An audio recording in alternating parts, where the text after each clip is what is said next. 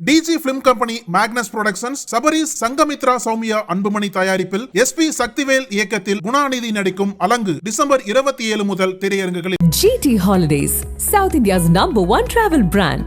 You know you are special when you're with GT Holidays. Shankar படத்துல கூட இவ்வளவு camera கிடையாது. நான் அந்த ஷூட்டிங்லாம் போயிருக்கேன், அறிமுகப்படுத்துறேன். யாழ் நீ சொன்ன மாதிரி நான் நிறைய படத்தில் நடிச்சிட்டு இருக்கேன். சின்ன திரையிலையும் வர்றேன், பெரிய திரையிலையும் வர்றேன். இன்னும் ஒரு கேமரா 2 கேமரா இருக்கும், 13 கேமராவா? அடே அப்பா, இது நேரலையாக போயிட்டு இருக்குன்னு நினைக்கிறேன். போயிட்டுருக்கா? அது என்ன ஆச்சரியம். இந்த நேரலை போகிறதுல ஒரு பெருமை என்னன்னா, நம்ம எல்லா இடத்துக்கும் போவோம். இதில் ஒரு சங்கடம் என்னன்னு கேட்டிங்கன்னா, ஒரு கல்யாண வீட்டில் நான் பேசிக்கிட்டு இருக்கப்ப பட்டிமன்றம் பேசுகிறோம். அதில் அதை போய் நேரலை பண்ணிக்கிட்டு இருக்காங்க. அதை நேரலை பண்ணுறது எனக்கு தெரியாது. அப்போ ஒரு குறுஞ்செய்தி ஒருத்தர் எனக்கு போடுறாரு. வந்ததுக்குள்ளே 4 காப்பி குடிச்சிட்டு போட்டுருக்கு அப்படிங்கிறாரு. நான் என்ன பேசுனேன்னு அவர் பார்க்கல. நான் காப்பி குடிச்சதை உட்காந்து எண்ணிக்கிட்டு இருக்காரு. சரி இருக்குன்னு பரவாயில்ல. இங்கே இத்தனை கேமராக்கள் மூலமாக நல்ல கற்றறிந்த சார்ந்தோருடைய பேச்சுக்களை பதிவு செய்து உலகம் பூரா கொண்டு போய் சேர்க்கக்கூடிய அத்தனை தொலைக்காட்சி நேயர்களுக்கும் சேனல்களுக்கும் என்னுடைய அன்பு பாராட்டை நான் மகிழ்வோடு தெரிவித்துக் கொள்கிறேன். நான் இருக்கிறது பின்னாடி தெரியலன்னா கொஞ்சம் சேரை நகட்டி போட்டு வந்து உட்காந்துக்கலாம். ஒன்றும் சரியாக தெரியுதுங்களா? இல்லை போதும் அப்படின்னா பரவாயில்ல, இங்கேருந்தே பார்த்துக்குறோம், போதும்னா பரவாயில்ல. முகம் பார்த்து பேசுகிறதுக்காக நான் வந்த உடனே சொன்னேன், முன்னாடி ஒரு 10 பேராக உட்கார்ந்தா தான் எங்களுக்கு பேச ஓடும். கொஞ்சம் முகம் பார்த்து பேசணுமா இல்லையா? அதுக்காக. அதனால் வந்திருக்கக்கூடிய பெருமக்கள், அதே போல் பப்பாசியினுடைய பொறுப்பாளர்கள், குறிப்பாக அன்புக்குரிய செயலர் திரு முருகன் அவர்கள், அவர் தான் எப்போவும் எனக்கு எங்கே இருந்தாலும் உடனே ஃபோன் பண்ணி வரவேற்று இந்த நாளில் வந்து பேசுங்கன்னு சொல்லி எல்லா ஊர்களையும் நான் அவரை பார்க்குற வாய்ப்பு இருக்கும். தலைவர் அவர்கள் எல்லா இடங்களுக்கு வர முடியலன்னாலும் முக்கியமான இடங்கள்லாம் வந்து தோன்றி எங்களெல்லாம் மகிழ்விப்பார். அவருக்கும் என்னுடைய நன்றியை தெரிவிச்சுக்கிறேன். அதே போல் இங்கே 200க்கும் மேற்பட்ட ஸ்டால்கள் போடப்பட்டிருக்குங்கிறாங்க. அதனுடைய செய்திகள் எல்லாம் 2 நாளைக்கு முதல்ல ஆனந்த விடலையும் பார்த்தேன். ஆனந்த விடலில் படத்தோடு உங்களெல்லாம் பார்த்து ரொம்ப மகிழ்ச்சியாக இருந்தது. இப்படி இந்த புத்தக திருவிழாவுக்கு வருகை தரக்கூடிய அத்தனை பேரையும் பாராட்டி மகிழ்ந்து என்னுடைய பேச்சை நான் தொடங்குறேன். அவங்க சொன்னபோது அந்த குறுந்தொகை சொன்னாங்க பாருங்கள், இந்த பேசுகிறப்ப மாத்திரம் இந்த தில்லானாமோனாம்பால் படத்தில் மாதிரி அமைதியாக இருந்து கேட்டால் தான் பேச முடியும். நீங்கள் தில்லானாமோனாம்பாலில் அவர் வாசிக்கிட்டு இருக்கப்போ ஒரு வெடி போடுவாங்க, பார்த்துருக்கீங்களா? உடனே செய்வார் அவர், கொஞ்ச நேரம் பார்ப்பார். அதுக்குள்ளே பாலையா டக்குன்னு யாராவன் ஞான சூன்யம் அப்படிம்பார். அப்புறம் அவர் வாசிக்கிறது நிப்பாட்டிட்டு எழுந்திரிச்சிடுவார். இவங்க அப்போ தான் பத்மினி வருவாங்க, பார்ப்பாங்க. கொஞ்சம் இருந்து நீங்கள் என்னுடைய நாட்டியத்தை பார்க்கணும், இந்த வேட்டு சத்தத்துலையா அப்படின்னு கேட்பார். ஏன் வேட்டு சத்தத்தில் ஆட முடியாதா? ஆர்ப்பரிக்கும் அலையின் ஓசைகள், அதே போல் நீர்வீழ்ச்சியினுடைய ஓசை, இதிலெல்லாம் நம்ம வந்து ஆட முடியாதா, பாட முடியாதான்னு ஆடு அப்படின்ட்டு போயிடுவார் அவர். அது உண்மைதாங்க. மன லயிச்சு பேசுகிறது மாதிரி இல்லை. இப்போ எங்களுக்கு என்ன சிரமம்னா, இந்த கல்யாண வீடுகளில் எங்களை பேச கூப்பிடுவாங்க. அது ஒரு தற்கொலை முயற்சி. அது யார் பேச்சும் யாரும் கேட்க மாட்டாங்க, நான் பேசணும். இப்போ சமீபத்தில் ஒரு கல்யாண வீட்டுக்கு போயிருந்தப்ப 3000 பேர் வந்திருந்தாங்க. நான் தான் பேச்சாளர். 3000 பேர் பேசிகிட்டு இருந்தாங்க, நான் உட்காந்துருந்தேன். அதனால் இனிமேல் கல்யாண வீடுகளுக்கு போகிறதுக்கு கொஞ்சம் யோசிப்போம்னு நினச்ச போது இன்னொரு வீட்டில் வந்து கூப்பிட்டாங்க. நான் சொன்னேன், அங்கே யாரும் கேட்க மாட்டாங்களே அப்படின்னு. அவர் கேட்க மாட்டேன்ட்டார். இந்த இடத்துல நீங்கள் சிரிக்கணும், சரியா? ஐயோ, ஏன் நிலைமை இப்படி ஆகி போச்சு பாருங்க. என்ன தெரியுங்களா, டிவியாக பார்த்து நீங்கள் டிவி கைகட்ட மாட்டீங்கல்ல, அது மாதிரி ஆயிட்டோம். ஆள் வந்து நின்னாலுமே டிவியில் தான் வர்றாரு. இந்த வேற போட்டு வச்சுட்டாங்க. இது யார் கேட்டால் இப்போ தாங்க நேரம் தெரியுதுல்ல. என்ன சைதாப்பேட்டில் தான் பார்க்க போகிறாங்க. நீங்கள் இப்போ அது என்ன கஷ்டம் தெரியுங்களா, இந்த லிப்பு சிக்னஸ் ஆகாது. நாம் ஒரு பக்கம் பேசுகிறோம், அது ஒரு பக்கம் தெலுங்கு படம் மாதிரி பேசிக்கிட்டு இருக்கோம். நல்ல வேலை நிப்பாட்டாங்க. ரொம்ப நன்றி. சொல்ல கேட்குறாங்களே, அருமையாக இருக்குது. அங்கே நான் சொன்னேன் யாரும் கேட்க மாட்டாங்களே அப்படின்னு. அவர் சொன்னார் பரவாயில்ல நீங்கள் வாங்கன்னு கூப்பிட்டு போய் அதே தான் நடந்துச்சு. பொண்ணு மாப்பிள்ளை தாலி கட்டி முடிச்ச உடனே என் கையில் மைக்கு கொடுத்துட்டாங்க. எங்கேயாவது போடியம் இருக்குது, ஹேண்ட் மைக்கை வச்சுக்கிட்டு பேசணும். பெரியோர்களே தாய்மார்களே 2 வாரத்தை தான் சொன்னேன். 300 பேர் மேடைக்கு ஓடி வந்து பொண்ணு மாப்பிள்ளைக்கு பரிசு கொடுக்குறோம்னு. அது எங்கள் ஊர் பக்கம்லாம் நல்ல மொய் செய்வாங்க. இப்போ யார் இங்கே பொக்கேன்னு கண்டுபிடிச்சாங்கன்னு தெரில. இப்படி வாங்கி அப்படி போட்டு அப்படி போயிடுறாங்க. இந்த காசெல்லாம் கொடுக்கணும், பொண்ணு மாப்பிள்ளைக்கு பொண்ணு அது இதெல்லாம் செய்யணும். சரி இருக்கட்டும், எல்லாம் பொண்ணு மாப்பிள்ளைக்கு பரிசு கொடுக்குறோம்னு கூட்டம் மேடைக்கு ஓடி வந்து என்னையை தள்ளிக்கிட்டே போகிறாங்க. அங்கிட்டு நின்று பேசி, இங்கிட்டு நின்று பேசி, இங்கிட்டு. நானும் விடலை. தமிழ் படித்தவன் பாருங்க, அங்கே 10 பாட்டு, இங்கே 8 தொகை, இங்கே குறுந்தொகை, ஏன்னா பெருந்தொகை வாங்கிட்டேன் பேசுறதுக்காக. அந்த கூட்டத்தில் ஒரு பாட்டி என்கிட்ட வந்து என்னை இப்படி தோளில் தட்டி அந்த ரூம்குள்ளே போய் பேசியா ஒருத்தருமே இல்லை அப்படின்னு சொல்லிச்சு. அது எவ்வளவு நல்ல கேள்வி பார்த்தீங்களா? தனியாக பேசுகிறவன் இங்கே பேசுகிறேன்னா அங்கே பேசுகிறேன். நான் இருக்கட்டும், பேசுகிறப்ப எப்போவுமே என்ன அப்படின்னா வானொலியில் பேசுகிறது ஒரு வகைங்க. அங்கே யாரும் இருக்க மாட்டாங்க, நம்மளால தான் பேசணும், எல்லோரும் இருக்கிறதா நினச்சிக்கணும். அதில் இன்னொன்று என்னென்னா, வானொலியில் பேசுகிறப்போ உள்ளேருந்து ஒருத்தர் நமக்கு சைகை காட்டிக்கிட்டே இருப்பார். முடிக்க வச்சு சொல்கிறப்ப அப்படிம்பார், அதே மாதிரி இப்படி டைம் காட்டுவார். இதெல்லாம் பார்க்கணும். ஒரு தடவை ஒரு நாட்டுப்புறத்து பாடல்கள் பாட வந்தவங்க, அவங்க இதெல்லாம் பழக்கம் இல்லாதவங்க, அவங்க உள்ளே இருந்து அப்படின்லாம் காமிக்கிறாரு. ஒன்றும் நடக்கலை. அவர் அப்படின்னாரு. அவர் எந்திரிச்சு ஒடியாந்துட்டார் கூப்பிடுறாராக்குன்னு சொல்லி. இது பரவாயில்ல. நாதஸ்வரம் வாட்ச ஒருத்தர் ரொம்ப லயிச்சு கண்ணை மூடி வாட்சி அவர் சொல்கிறத கவனிக்கவே இல்லை. டைம் முடிஞ்சு போச்சு. அப்புறம் அவர் என்னென்னமோ செஞ்சு பார்த்துட்டு இப்படின்னு சொல்லி டைம் முடிஞ்சுன்னு காட்டுறாரு. இவர் நாதஸ்வரத்தை சுற்றி சுற்றி வாசிக்கிறாரு. இப்படி கேட்குறாராக்குன்னு நினச்சி அங்கே பேசுறது ஒரு வகை. ஆனால் பேச்சு பேசுகிறதாருன்னா முதல்ல ஆட்கள் வந்து முன்னாடி உட்கார்ந்து கேட்கணுங்க. இப்போ மேடையில் பெரியவங்க இருக்காங்க, முன்னாடி தலைவர் இருக்காங்க, மற்றவர்களாக இருக்காங்க. வெளியிலிருந்து வரணும். 2000 வருஷத்துக்கு முதல்ல திருவள்ளுவர் சொன்னார், பேச்சு எப்படி அமையணும் அப்படின்னா கேட்டுக்கிட்டு இருக்க ஆளை கட்டி போடணும். கேளாதவர்கள், இந்த பேச்சை கேளாதவர்கள் ஐயோ நல்ல பேச்சை கேட்க முடியலையே அப்படின்னு வருத்தப்படணும். இதுதான் பேச்சு. கேட்குறவங்க மகிழணும், கேளாதவங்க வருந்தணும். இதில் கேளார் அப்படின்னா வெறும் கேட்காதவங்கன்னு அர்த்தம் இல்லைங்களா? அதுக்கு என்ன அர்த்தம் தெரியுமா? பகைவர்னு ஒரு அர்த்தம் இருக்குது. இப்போ யாரும் ஊரே யாவரும் கேளிர் அப்படின்னா அதுக்கு வந்து சுற்றத்தார்னு அர்த்தம். கேளார்னா பகைவர்னு அர்த்தம். பகைவனாக இருந்தால் கூட அவனும் விரும்புகிற மாதிரி உட்காந்து பேசணுமா? இப்போ பாருங்க, இது நடக்குமா? நமக்கு பிடிக்காதவன் பேசுனா என்ன செய்வான்? போட்டுங்க அப்புறம் வர்றேன் அப்படின்னு சொல்லி தானே வருவோம்.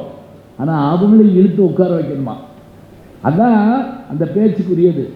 அதில் முதல் ஒரு சொல்லு பாருங்க, கேட்டார் பிணிக்கும் தகையவாய். இந்த கேட்டாருக்கு வந்து நீங்கள் ஞாபகம் வச்சுக்கோங்க. இதுக்கு ஒரு சொல்லுக்கு பரிமேலழகர் அப்படி எழுதுவாருங்க. ஒரு சொல்லுக்கு கேட்டாருன்னு என்ன தெரியுமா?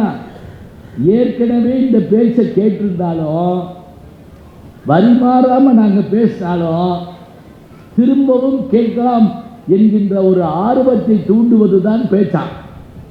இப்போ இன்னைக்கெல்லாம் எங்களுக்கு என்ன சொல்லுறீங்களா? முந்தி 10 ஜோக் இருந்தால் நாங்கள் 10 வருஷம் பிழைச்சிருவோம். இப்போ அப்படி இல்லை. இப்போ ஒன்று சொல்லி முடிக்கிறதுக்குள்ள அது வந்துடுது. அதை இன்னொரு ஆள் வேறு சொல்லிடுறாரு. அதனால் நான் சொன்னால் அவர் தான் கேட்குறாங்க. எனக்கு ஞாபகம் இருக்குது, ஒரு 20 வருஷத்துக்கு முதல்ல, நான் 25 வருஷத்துக்கு முதல்ல மதுரையில் பேசிட்டு மறுநாள் சேலத்துக்கு போகிறேன் ஒரு ரோட்டரி கிளப்பில் பேசுகிறதுக்கு. பேசி முடித்தோடனே எல்லோரும் வந்து கை கொடுத்தாங்க. அதில் ஒருத்தர் வந்து எனக்கு கிட்ட வந்து இதே பேச்சு தான் நேற்று மதுரையில் பேசுனீங்க அப்படின்னு கேட்டார். நான் அவரை திருப்பி கேட்டேன், ஒன்று யார் இங்கே வர சொன்னா? நான் தான் ஊர் ஊராக போகிறேன், நீ எதுக்கு வர்ற? ஆப்ரேட்டர் முத நாளே படம் பார்த்துடுவார், அதுக்காக 100 நாள் ஓட்டா விடுவாரா? நாங்கள் பேசிதான் ஆகும். ஒரு தடவை கேட்டிருந்தா கூட அந்த கேட்டவர்களை மீண்டும் கேட்குமாறு அமர செய்யணும். கேட்டார் கேட்பார் இல்லை, கேட்பார்னா யாருன்னா எதிர்காலம். இப்பு இவ்வு எதிர்காலம், எதிர்கால சொற்கள். இட்டு இட்டு இரு இறந்த கால சொற்கள். நீங்கள் இதுக்காக எந்திரிச்சு போயிடக்கூடாது, இலக்கணம் ஆரம்பிச்சாங்க உங்களுக்கு அப்படின்னு சொல்லி போகக்கூடாது. அதாவது ஒன்றும் இல்லைங்க, உண்டான் சாப்பிட்டான் அப்படின்னா அது இறந்த காலம், உண்பான் எதிர்காலம், உண்ணுகின்றான் நிகழ்காலம். இந்த நிகழ்காலத்தில் ஒரு பாட்டில் ஒரு சொல்ல வைக்கிறது சாதாரணம் கிடையாது. ஏன் அப்படின்னா வந்தான் போனான்னு எழுதுறது ஈஸி, வருவான் போவான்னு எழுதுறது ஈஸி, வந்து கொண்டிருக்கிறான் அப்படின்னு எழுதுறது ரொம்ப கஷ்டம், மீட்டரில் நிற்காது. ஆனால் ஐயா அவர்கள் சொன்னாங்கல்ல கண்ணதாசனை பற்றி, கண்ணதாசன் ஒரு பாட்டு முழுக்க அப்படி எழுதிப்பார். தெரியுமா உங்களுக்கு? அழகு சிரிக்கின்றது அப்படின்னு ஒரு பாட்டு இருக்கும். சிவாஜி கணேசன் அவர்களும் சரோஜி தேவியும் பாடுற பாட்டு. அதில் அந்த முழு பாட்டுமே நிகழ்கால இடைநிலையிலே இருக்குங்க. வண்டு வருகின்றது, மலரில் அமர்கின்றது, உண்டு சுவைக்கின்றது, உறங்கி விழுகின்றது, வானம் பொழிகின்றது, பூமி நனைகின்றது, எத்தனை கின்றது யார் எழுத முடியும் சொல்லு பார்ப்போம். இப்போ என்ன தெரியுங்களா, இதை நம்ம கேட்கவே முடியல, இப்படிலாம் எழுத முடியுமா அப்படின்னு சொல்லி. கவிஞனை காட்டில் அதிகமாக யோசிக்கணுங்க ரசிக, முதல்ல ஞாபகம் வச்சுக்கோங்க. படைப்பாளின காட்டில் அதிகமாக யோசிக்கணும் ரசிகர்கள், நேயர்கள். எப்படி யோசிக்கணும்? என்ன பார்வை உந்தன் பார்வை இடை மெலிந்தால் இந்த பாவை அப்படின்னு காதலிக்க நேரமலையில் ஒரு பாட்டு வரும். ரொம்ப பழசாக சொல்கிறேன்னு பயப்படாதீங்க, இப்போ கூட எடுத்து போட்டு பார்த்துக்கலாம்.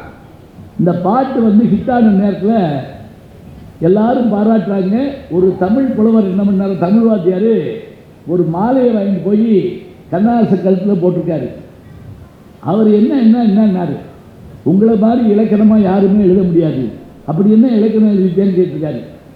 என்ன பார்வை உந்தன் பார்வை இடைமெழிந்தால் இந்த பாவை, அருமையான இலக்கணம் பாட்டுருக்காரு. இதில் என்ன இலக்கணம் இருக்குன்றிருக்காரு கண்ணதாசன். இல்லை வரியில் பார்வைன்னு போட்டிருக்கீங்க, அடுத்த வரியில் பாவைன்னு போட்டிருக்கீங்க. ஆமாம் போட்டிருக்கேன். அதுக்கு இடையில இடைமெழிந்தால்னு போட்டிருக்கீங்கல்ல, அப்படின்னா என்ன தெரியுமா? அதாவது பார்வையாகிய இடையின ரகரம் மெலிந்தால் கெட்டுப்போனால் பார்வை பாவையாக மாறும்னு நீங்கள் கண்டுபிடிச்சிருக்கீங்க. இவர் மாலையை கழட்டி அவருக்கு போட்டு நான் சத்தியமாக இப்படி யோசிக்கவே இல்லையா பொருந்தி வருது பாருங்க. என்ன தெரியுங்களா, இலக்கணம் நம்ம ஏன் பயப்படுறோம்னா எளிமையாக சொல்லலாமுங்க. தோன்றல் திரிதல் கெடுதல் 3 தான் இலக்கணம். ஒன்று, ஒரு எழுத்து தோன்றும், ஒரு எழுத்து இல்லாமல் போகும், ஒரு எழுத்து இன்னொரு எழுத்தாக மாறும். இதுதான் இலக்கணம். எப்படி? வாழை ப்ளஸ் பழம் என்ன போடுவோம்? வாழைப்பழம் இப்போ போடுவோம். இது தோன்றல், ஒன்று உண்டாகுது. கெடுதல்னா என்ன அப்படின்னா மரம் ப்ளஸ் வேர் என்ன போடுவோம்? மரவேர் அப்படின்னு போடுவோம். மரம் ப்ளஸ் வீடு மரவீடு, இம்மன்னா காணாம போச்சு. ஒன்று தோன்றுச்சு அது தோன்றல், ஒன்று கெட்டு போச்சு காணா போச்சு, இன்னொன்று ஒரு எழுத்து இன்னொரு எழுத்தாகவும் மாறும். அது என்ன தெரியுமா? மண் ப்ளஸ் குடம் சீக்கொட்டு மட்குடம் அப்படிமோ. இன்னும் இட்டா மாறுறது ஒரு வகை, இதுக்கு பேர் சிரிதல்னு அர்த்தம். இப்போ இது நாங்கள் ஒரு செமஸ்டரில் நடத்த வேண்டியதை உங்களுக்கு நான் சொல்லியிருக்கேன், சரியா? ஏறத்தாலும் 6 மாதம் நடத்த வேண்டிய இலக்கணம் இது. இதை இப்படி சொல்ல முடியும்னு சொன்னால் என்ன அர்த்தம்? தமிழில் 2 வரியிலையும் ஒரு விஷயத்தை சொல்லலாம், அதே 2000 வரியிலையும் சொல்ல முடியும். இப்போ அவர் சொன்ன வார்த்தை என்ன தெரியுமா? இடையின ரகரமாகிய ராவன்னா மெலிந்து போனால் அங்கே பார்வை பாவையாக மாறும்னு ஒரு ரசிகன் இருந்தால் கண்ணதாசனுக்கு எவ்வளோ பெருமையாக இருக்கும். இப்படிப்பட்ட ரசிகர்கள் கிடைக்கிறது எப்படி? புத்தக திருவிழாக்களை ஏன் தெரியுமா ஒடியாந்து பேசுகிறோம்? இங்கே தாங்க ஒத்த சிந்தனையாளர்கள் ஒன்றாக இருப்பாங்க. எல்லாரும் புத்தகத்தை பற்றி படித்தவங்க, பேசுகிறவங்க, கேட்டவங்க இங்கே தான் பேச முடியும். இன்னும் இந்த செல்ஃபோன் இடத்துல ஒரு பேசணும்னா என்ன ஆகும்னா எல்லாத்தையும் இருக்கும், அதில் அவங்க பேசுகிறது நமக்கு கேட்கும், அது ரொம்ப கஷ்டம். நான் ஒரு மேடையில் பேசிகிட்டு இருக்கேன், கீழே பட்டிமன்றம், கீழே இருந்து ஒருத்தர் முடியலை அப்படிங்கிறாரு, என் காதில் கேட்குது. நான் அந்த ஆள்கிட்ட என்ன முடியல அப்படின்னு, இல்லை பட்டிமன்றம் முடியலேன்னு சொன்னேன் அப்படிங்கிறாரு. அவர் உட்கார்ந்துருக்க முடியலேங்கிறதான் சொல்கிறாரு, முடியலேங்கிறாரு. கேட்கணுங்க. இங்கே சாப்பிட்ட உணவு இங்கே போனால் 3 மணி நேரம். ஆனால் இங்கே கேட்குற செய்தி நம்ம மனதுக்குள்ளேயோ நம்முடைய அறிவுக்குள்ளேயோ போனால் 7 ஜென்மத்துக்கு வரக்கூடாது. இச்சைக்கும் 7 பிறவிக்கு முந்தனோடு உற்றோமையாவோம் உமக்கே நாம் ஆட்சிவோம் மத்தையம் கிராமங்கள் மாற்றேலோர் எம்பாவாயின்னு சொல்லி ஆண்டாள் தன்னுடைய பாசுரத்தில் சொல்கிறாருன்னா என்ன அர்த்தம்? ஒரு முறை ஒரு விஷயத்தை கேட்டோம்னா அது நமக்கு மறக்கவே கூடாது. அதனால தான் செல்வத்துள் செல்வம் செவி செல்வம்னார் திருவள்ளுவர். மற்ற செல்வங்கள் எல்லாம் வரும் போகும் அழிஞ்சிடும். ஆனால் காதில் கேட்ட செல்வம் அழியாது. ஒரு 7 சொல் கொண்ட திருக்குறளில் 5 தடவை செல்வம்னு சொல்கிறாருங்க. செல்வத்துள் செல்வம் செவி செல்வம் அச்செல்வம் செல்வத்துள் எல்லாம் தலை. சரியா இருக்கா? இதே 6 தடவை ஒரு சொல்ல பயன்படுத்துவார். தெரியுமா உங்களுக்கு? அது எந்த திருக்குறள் ஞாபகம் இருக்கா? சொன்னால் பரிசு கொடுப்பீங்களா? கீழே இருந்து திருக்குறளே கொடுப்பாங்க உங்களுக்கு. இப்போ நான் சொல்கிறது என்ன அப்படின்னா, இப்போ 5 சொல் கொண்ட ஒரு திருக்குறள் நான் சொல்லிட்டேன், நீங்களே ஆமான்ட்டீங்க. உங்களுக்கு என்ன சந்தோஷம்னா, இப்போ நீங்கள் இப்படி கேள்வியெல்லாம் கேட்குற பயப்படாதீங்க. எந்த கேள்வி கேட்டாலும் நானே பதில் சொல்லிக்கிறேன். ஏன்னா வகுப்பில் நான் அதைத்தான் செஞ்சேன். நானே கேட்பேன், நானே பதில். எதுக்கு நமக்கு ஊர் பகை? தெரியாதுன்னு சொல்லுவானே, வெளியே வாட நான்கு போடுவானே, உள்ளே வாட நான்கு போடுவானே. ஒரு அப்பா கூட ஒரு பையனை கேட்டார், உங்கள் வகுப்புலேயே நல்லா படிக்கிறது யார்? எங்கள் வாத்தியார் அப்படின்னு இருக்காங்க. அதனால் இப்போ நான் ஒரு நிமிஷம் உங்களுக்கு டைம் தர்றேன். 6 தடவை ஒரே சொல்ல பயன்படுத்தியிருப்பார்.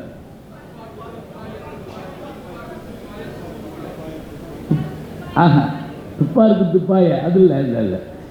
இங்கிட்ட யாரும் சொன்னாங்களே, பத்துக. அருமை அருமை. யார் சொன்னா?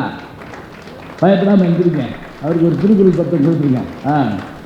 இந்த பாருங்க, பத்துக பற்றத்தான் பற்றினை அப்பத்தை பத்துக பற்று விடற்கு. 6 தடவை ஐயா வாங்கிக்கோங்க, நான் தர்றேன். 6 தடவை இதை சொல்கிறார். இது என்ன தெரியுமா? நம்முடைய பற்றுக்கள் எல்லாம் விட வேண்டும் என்று சொன்னால், பற்றுக்களை எல்லாம் விட்டவனுடைய பாதத்தை பற்றி கொண்டால் நமக்கு பற்றுகள் விட்டு போகும். எப்பா என்ன போடுங்கிறீங்க? திரும்ப திரும்ப திரும்ப ஒரே சொல்ல சொற்பொருள் பின்வரும் நிலை அணி அப்படின்னு இதுக்கு பேருங்க. ஒன்றும் இல்லைங்க. இப்போ மனுஷனுக்கு குரங்குக்கு என்ன வித்தியாசம்? என்ன அப்படின்னு கேட்டால், ஒரு குரங்கு ஒரு மரத்தில் ஏறுதுன்னு வச்சுக்கலேன், அது இன்னொரு கொப்புக்கு போகிறதா இருந்தால் இந்த கொப்பில் இருந்து அந்த கொப்புக்கு அப்படி மழிச்சுன்னு தவும். இதை விடும், அதை பிடிக்கும். விட்டு பற்றும் குணமுடையது குரங்கு. நம்ம மனுஷன் என்ன செய்வோம் தெரியுமா? இந்த கொப்பில் உட்காந்து அதை ஆட்டி பார்ப்போம், தாங்குதான்னு தெரிஞ்சாதான் இதை விடுவோம், அப்புறமேலே அதை பிடிப்போம். அப்போ முதல்ல என்ன செய்வோம் அப்படின்னா, அதை பற்றி கொண்டு தான் இதை விடுவோம். எப்போ அப்படின்னு பார்த்தா இது தாங்குதான்னு தெரிஞ்சுக்கிட்ட பிறகு. குரங்குக்கு மனுஷனுக்கு உள்ள வித்தியாசம் இதுதான். அது விட்டு பற்றும் குணமுடையது, மனிதன் பற்றி விடும் குணமுடையவன். அதனால திருவள்ளுவர் என்ன செஞ்சார்னா, விட்டுகேன்னு முதல்ல எழுதலை, பற்றுகேன்னு எழுதினார். பிடிச்சிக்கப்பா அப்படின்னு கொண்ட கொண்டா அப்படிப்போம். இப்போ தூங்குற பிள்ளையை எழுப்புறதுதான் எப்படி எழுப்பணும்? இதை சாப்பிட்டு படுத்துக்கொண்டா படாமல் எந்திரிப்பாங்க சில பேர், பார்த்துருக்கீங்களா? இல்லைன்னா இன்னைக்கு லீவ் போட்டிருக்கே அப்படின்னா எந்திரிச்சு உட்காருவாங்க. அவனுக்கு ஒரு இன்பமான செய்தி காதல் கேட்கணும். பழைய படம் ஒன்றில் தங்கவேல் தூங்கிட்டு இருப்பார். ஒருத்தர் வந்து அடித்து எழுப்புவான். எந்திரிச்சோன்னு சொல்லுவார், அட பாவி, இப்போ தாண்டா கனவுல இலை போட்டாங்க, அதுக்குள்ளே எழுப்பிட்டியாடா அப்படிம்பார். கனவுல கூட சாப்பிட விட மாட்டேங்கிறான்னு சில பேர். இப்போ பாருங்க, பற்றுக முதல் வார்த்தையே இந்தா பிடிச்சிக்கோ. பற்று விடணுங்கிறதுக்காக சொல்கிறப்ப முதல்ல பற்றுக. எதை ஒரு கேள்வி கேட்போம்ல, பற்றத்தான் பற்றினை, பற்றுக்களையெல்லாம் விட்டான்ல அவனுடைய பாதத்தை. எதுக்காக? அடுத்த கேள்வி கேட்போம். உன்னுடைய பற்றுக்கள் எல்லாம் விட்டு போவதற்காக. அவ்வளோதாங்க. 6 முறை இதை பயன்படுத்துகிறாரு, 5 முறை இதை பயன்படுத்துகிறாரு. என்னன்னா, திரும்ப திரும்ப ஒன்றை சொல்வதனுடைய நோக்கம் என்ன என்றால் பதிய வேண்டும் என்பதற்காகத்தான். எங்கள் ஊர் பக்கம்னா வள்ளி திருமண நாடகம், எனக்கு தெரிஞ்சு வள்ளி பிறந்த காலத்துலேருந்து அந்த நாடகம் போட்டுக்கிட்டே இருக்காங்க. இன்னைக்கு கூட்டம் போகுங்க. அவங்களுக்கு என்ன அந்த கதை தெரியாதா? கதை தெரியும். இந்த வள்ளி யாரு, அந்த முருகன் யாரு, இவர் எப்படி நடிக்கிறாரு, அவர் எப்படி நடிக்கிறார். எங்கள் ஊர் டிஆர் மகாலிங்கம், நான் எனக்கு சொந்த ஒரு சோழவன் தான். தெங்கரை அவர் ஊர், வடகரை எங்கள் ஊர். டிஆர் மகால் இங்கே வழியாக வந்து யூஆர் ஜீவரத்தன்னு ஒரு அம்மா. அந்த காலத்தில் என்ன தெரியுங்களா, ஊர் பேர், அப்பா பேர், நம்ம பேர் அப்படி தான் வைப்பாங்க. இப்போ உதாரணமாக யூஆர் ஜீவரத்தன்னா ஊஞ்சலூர் அந்த அம்மாவுடைய பேர், அந்த ஊர் அது ஊஞ்சலூர் தான் அந்த அம்மா. அதுக்கு முதல் ஊர் தான் கொடுமுடி, கேபி சுத்தராம்பாள் ஊர். கொடுமுடி பாலாம்பாள் சுத்தராம்பாள். இப்போ எம்எஸ் சுப்புலட்சுமினா மதுரை சண்முகவடியூர் சுப்புலட்சுமி அம்மா பேர் பாருங்க. அம்மா பேர், ஊர் பேர், அம்மா பேர், அவங்க பேர். வேற ஒன்றும் வேண்டாம். மருதூர் கோபாலமேனன் ராமச்சந்திரன் கேள்விப்பட்டிருக்கீங்களா? யாரு? எம்ஜிஆர். மருதூர் கோபாலமேனன் ராமச்சந்திரன்.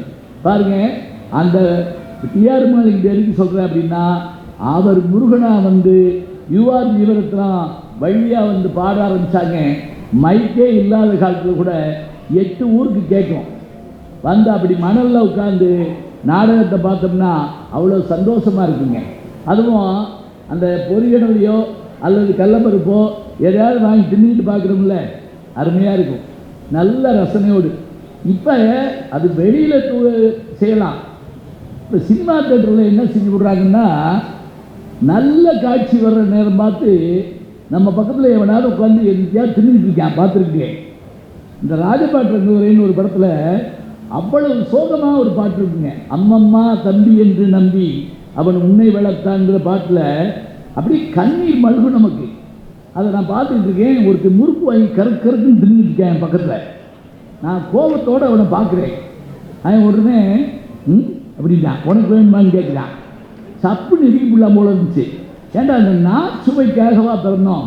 இது வேணும் தான், இல்லைன்னு இல்லை. ஆனால் செவிச்சுவை எப்படிப்பட்டது? தங்கை என்னும் இடையகன்று தாய் வீடு வந்ததென்று என்னுடைய நாடகத்தில் காட்சி. அவள் கொண்டவனை திரிந்து வந்து கோலம் கொண்டு நிற்பதற்கு கண்டவனே இன்னொருவன் சாட்சி. இந்த பாட்டு என்னன்னா, அந்த கதையை பூரா சொல்லி முடிக்கணுங்க. ராம நாடகத்தில் 4 தம்பதிகளை நானும் கண்டேன். வரிசையாக சொல்கிற போது நமக்கு மனசு உருகி போகும். கடைசியாக முடிப்பார், அவன் ராஜாதி ராஜனுக்கு பிள்ளை அல்லவா, இந்த ராஜபாட்டு ரங்கதுரை ஏழை அல்லவான்னு சொன்னால் பார்த்துக்கிட்டு இருக்க நமக்கு கண்ணு கலங்கி போகுங்க. இலக்கியம் அப்படி படிக்கணும், அப்படி பார்க்கணும். இன்னைக்கு என்ன தலைப்பில் பேசலான்னு கேட்ட போது நீங்களே சொல்லுங்கன்னாங்க. நான் சொன்னேன் விருந்தும் மருந்தும் அப்படின்னு சொல்லி சொன்னேன். இது ஒன்றும் இல்லை, நீங்கள் படிக்க ஏதாவது சித்த வைத்தியம் நினச்சிட்டு போயிடாதீங்க. விருந்துன்னா என்ன அப்படின்னா, நமக்கு ஏற்படுற மனமகிழ்ச்சி, அந்த பொழுதை ரொம்ப மகிழ்ச்சியாகவும் சந்தோஷமாகவும் விருந்து சாப்பிட்றப்ப இருக்கக்கூடிய அந்த மகிழ்ச்சி இருக்குல்ல, அது மாதிரி சில புத்தகங்கள் இருக்கும், சந்தோஷமாக படிப்போம். மருந்துன்னா என்ன தெரியுங்களா? மருந்து கெட்டதில்லை, உடம்பில் இருக்கக்கூடிய நோயை போக்குவது. இப்போ நமக்கு மனதில் ஏதேனும் குழப்பங்கள் இருந்தால் அந்த குழப்பங்களை தீர்த்து கொள்வதற்கு நாம் என்ன செய்வோம் அப்படின்னா, வேறு வழி இல்லைங்க, புத்தகங்கள் தான் படிக்கணும். மகாத்மா காந்தி ஒரு முறை லியோ டால்ஸ்டாய்க்கு ஒரு கடிதம் எழுதினாரா. எப்படி? நான் அவர் குருநாதர் லியோ டால்ஸ்டாய் எழுதுகிறாரு, நான் மன குழப்பங்களால் வருத்தப்பட்டிருக்கிறேன், தாங்கள் ஏதேனும் அதற்கு ஒரு வழி சொல்ல வேண்டும். அவர் உடனே அந்த கடிதம் எழுதுகிறாருங்க. எப்படி? என்னிடத்தில் நீங்கள் யோசனை கேட்கிறீர்கள், நன்றி. ஆனால் இதற்கான பதிலெல்லாம் உங்கள் நாட்டிலே இந்தியாவில் தமிழ் மொழி என்ற ஒரு மொழியில் திருக்குறள் என்ற ஒரு நூல் இருக்கிறது. அந்த நூலில் இதற்கான விடை முழுவதும் இருக்கிறதுன்னு சொல்லி ஒரு ரஷ்யாக்காரர் சொல்கிறாரு, ரஷ்ய எழுத்தாளர். அதை கேட்டுட்டு காந்தியடிகள் கொஞ்சம் வெக்கப்பட்டாராம். நம்ம நாட்டில் இருக்கக்கூடிய மொழியில் எழுதப்பட்ட இலக்கியம் நமக்கு தெரியலேன்னு சொல்லி அந்த மொழிபெயர்ப்பை உடனே வாங்கி படிச்சுட்டு அதில் கீழே எனக்கு பிடித்த குறள்னு ஒரு திருக்குறளை எழுதி மோகன்தாஸ் கரம்சந்த் காந்தின்னு தமிழில் கையெழுத்து போட்டு கொடுத்தாருங்க. அப்படி காந்தியடிகளையே ஈர்க்கக்கூடிய, லியோ டால்ஸ்டாயை ஈர்க்கக்கூடிய பெருமையுடையது தான் திருக்குறள். அது மன நோய்க்கு மருந்துங்க. எத்தனையோ விஷயங்கள் சொல்லுவாங்க. இப்போ நீங்கள் மரம் அறுத்து அந்த வீடு கட்ட போகிறப்ப என்ன செய்வாங்கன்னா, ஒரு நூல் பிடிச்சு அதை அழைப்பாங்க. அது எதுக்கு தெரியுங்களா? அந்த மரத்தில் கோணல் பானல் இருந்துச்சுன்னா அதெல்லாம் அப்படி செதுக்கிட்டே வந்து நேராக்குவாங்க. அந்த நூல் மரத்திலே இருக்கக்கூடிய கோணல்களை சரி செய்யும் இந்த நூல் நம்முடைய புத்தக திருவிழாவிலே கிடைக்கிற நூல் நம் மனத்தில் ஏற்படுகிற கோணல்களை மாற்றி நம்மை மனிதராக்கும். இந்த கைதட்டு எனக்கு இல்லை, நன்னூல் எழுதிய பவனந்தி முனிவருக்கு தான். அவர் தான் சொல்கிறார், மனக்கோட்டம் தீர்க்கும் அப்படிங்கிறார். கோட்டம்னா என்னென்னா வளைவுன்னு அர்த்தம். அதை போக்கக்கூடிய ஆற்றல் உண்டு அப்படிங்கிறாங்க. இப்போ நமக்கான விஷயங்களில் என்ன அப்படின்னு பார்த்தீங்கன்னா, நாம் பொழுது போகிறதுக்காக 1000 விஷயங்கள் படிப்போங்க. ஒன்றும் இல்லை, நகைச்சுவையாக ஒன்றை பார்த்த உடனே சந்தோஷம் ஏற்படுது. எழுத்தாளர் மாலன் அவர்கள் சொன்னாங்க பாருங்கள், மதுரையில் அந்த மனைவியின் கூந்தலுக்கு மனம் இருக்கான்னு சொல்லிட்டு அந்த பாட்டு குறுந்தொகைகள் 2வது பாட்டு, குங்குதேர் வாழ்க்கை அஞ்சிரை தும்பி காமம் செப்பாது கண்டது மொழிவோம். அதில் ஒரு சுவாரஸ்யமான செய்தி இருக்குது. நான் ஏற்கனவே சொல்லியிருக்கேன், இருந்தாலும் பரவாயில்ல, சொல்லித்தான் ஆகணும், வழி இல்லை. ரொம்ப நாளைக்கு முதல்ல திருவாரூரில் ஒரு ஆசிரியர் வகுப்பில் பாடம் நடத்துகிறாரு. 8ஆம் கிளாஸோ 9ஆம் கிளாஸோ பாடம் நடத்துகிறாரு. இந்த பாட்டை நடத்தி விளக்கம் சொல்கிறாரு. அதில் கேட்டுக்கிட்டு இருந்த பையங்களில் பல பையனையும் நல்லவன் தூங்கிடுறான். அவன் பாட்டுக்க சில பேர் என்ன வேணாலும் சொல்லிக்கொண்டு உட்காந்துருக்கான். நான் படிக்கிறப்போ ஒரு பையன் ஹாஸ்டலில் படுத்துங்கிறப்ப கூட ஒரு வாத்தியாரை பேரை சொல்லி அவரை கூப்பிட்டுவாங்க. ஏன்னா அவர் நடத்தினா தான் அவனுக்கு தூக்கம் வரும். அப்படி ஒரு அவன் அடிக்ட் ஆகிட்டான். அவர் குரலை கேட்டால் தான் அவனுக்கு தூக்கம் வரும். இருக்கட்டும், ஒரு கணவன் தூங்கிட்டு இருந்திருக்காங்க, அந்த மனைவி அடித்து எழுப்பியிருக்காங்க. அவன் அதிர்ச்சியாக எந்திரிச்சு என்னன்னு கேட்டுட்டான். தூக்க மாத்திரை சாப்பிடாம படுத்துட்டீங்க அப்படின்னு. தூக்கம் வந்தால் விட வேண்டியது தானே, கடமையை செய்கிறாங்களாம். நல்ல வேளை கரைச்சி காதில் ஊற்றாம போச்சு அந்த அம்மா. இப்போ ஒரு பையன் எந்திரிச்சு ஒரு கேள்வி கேட்டிருக்காரு. என்ன கேள்வி தெரியுமா? சிவபெருமான் மனுஷனாக தான் வந்தார். அந்த பாட்டு எழுதி கொடுத்தார்ல கருமிக்கு, சிவபெருமான் மனுஷனாக தான் வந்தார். நக்கீரன் மனுஷன் தான். மனுஷனுக்கு மனுஷன் என்ன சண்டை? சிவபெருமான் எழுதி கொடுத்த அந்த பாட்டில் கொங்குதேர் வாழ்க்கை அஞ்சிரை தும்மி காமம் சுப்பாது கண்டது மணிமங்கிற பாட்டில் கூந்தலுக்கு இயற்கையிலேயே மனம் உண்டுங்கிறார், நக்கீரர் இல்லைங்கிறார். இதுதான் வாய் சண்டை முட்டுது. அது நீங்கள் திருவிளையாடல் பார்த்துருந்தாலே தெரிஞ்சிருக்கும். அதில் வந்த உடனே எவன் இந்த பாட்டுக்கு குறை சொன்னது, அவன் இவன் என்ற ஏகவசனம் வேண்டாம். முத்துராமன் என்று சொல்லுவார், பலவீனமாக பேசுவார் பாவம். உடனே ஒரு கோபத்தோடு யாருண்ட கிழவன் அப்படிப்பார். முத்தமிழ் சங்கத்தின் தலைமை புலவன் நக்கீர், ஓ கீரனா அப்படின்னு ஒரு எகத்தாறு என்ன குற்றம் கண்டி. உடனே அவர் சொல்லுவார், முதற்கண் பாடலை இயற்றியது யார்? யாம் இயற்றினோம். எழுதிய நீர் வராமல் மற்றவரிடம் கொடுத்தனுப்ப காரணம் அது நடந்து முடிந்த கதை. உடனே இவர், புலவருக்கு முதலில் பொய்யுரை தேவையில்லை, அதை தாம் புரிந்து கொள்ள வேண்டும். உடனே சிவாஜி அடிப்பாருங்க, புரிந்தது புரியாதது, தெரிந்தது தெரியாதது, அறிந்தது அறியாதது அனைத்தும் அறிவோம் யாம். உடனே இவர் விட மாட்டார். அனைத்தும் அறிந்து விட்டால் எழுதும் பாடலில் பிழை இல்லை என்று அர்த்தமா? அதை நான் சொல்லக்கூடாதா? எங்கே கூறி பாரும். உடனே பாட்டை சொல்லுவாரு. இவர் சொல்லி முடிச்ச உடனே கோவம் வந்துடும். கோவம் கடுமையாக இருந்தவர் வஞ்சி சொல்லுவார், சங்கதனை கீரென அரிக்கும் நக்கீரனோ எனது பாட்டில் ஆராய்ந்து குற்றம் சொல்லத்தக்கவன். நீ ஒரு சங்க அரித்து பிழைக்கக்கூடிய நீயா எனக்கு பாட்டில் பொருள் சொல்ற உடனே அவர் அடிப்பார். சங்க இருப்பது எங்கள் குலம், எனக்காவது ஒரு வேலையும் ஒரு தொழில் இருக்கு. சங்கரனார் கேடு குலம் வந்திருக்கிறது யாரும் தெரிஞ்சுக்கிட்டாரு. உனக்கு என்ன இதுன்னே கிடையாது. ஏதவன் ஊர், ஏதவன் பேர், ஆறுற்றார் ஆராயலார், அப்பா அம்மா கிடையாது, ஒன்றும் கிடையாது.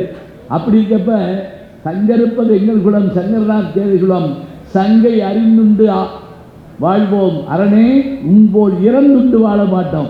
உடனே மாதிரி பிச்சை எடுத்து பழிக்க மாட்டேறாங்க. ஏன்னா சிவபெருமான் கையில் ஓட தூக்கிட்டு அலைஞ்சார் நமக்கு தெரியும். இப்போ தான் அவர் என்ன செய்கிறாரு, சகார்னு நெத்திக்கண்ணதை திறந்துறார். அந்த பையன் என்ன கேள்வி கேட்டான் தெரியுமா? இவரும் மனுஷன்தான் அவரும் மனுஷன்தான். அவர் இவர் 2 அடி அடிச்சிருக்கலாம், தூக்கி போட்டு மிதிச்சிருக்கலாம். ஆனால் எதுக்காக சுப்ரீம் பவரை காட்டினார்? திடீர்னு என்ன நெத்திக்கண்ணுன்னு ஒன்றை திறந்து அவனை ஏன் எரிச்சார்? வாத்தியாருக்கு அப்படியே பயமாக போச்சு. ஏன்னா அது சிலபஸில் இல்லை.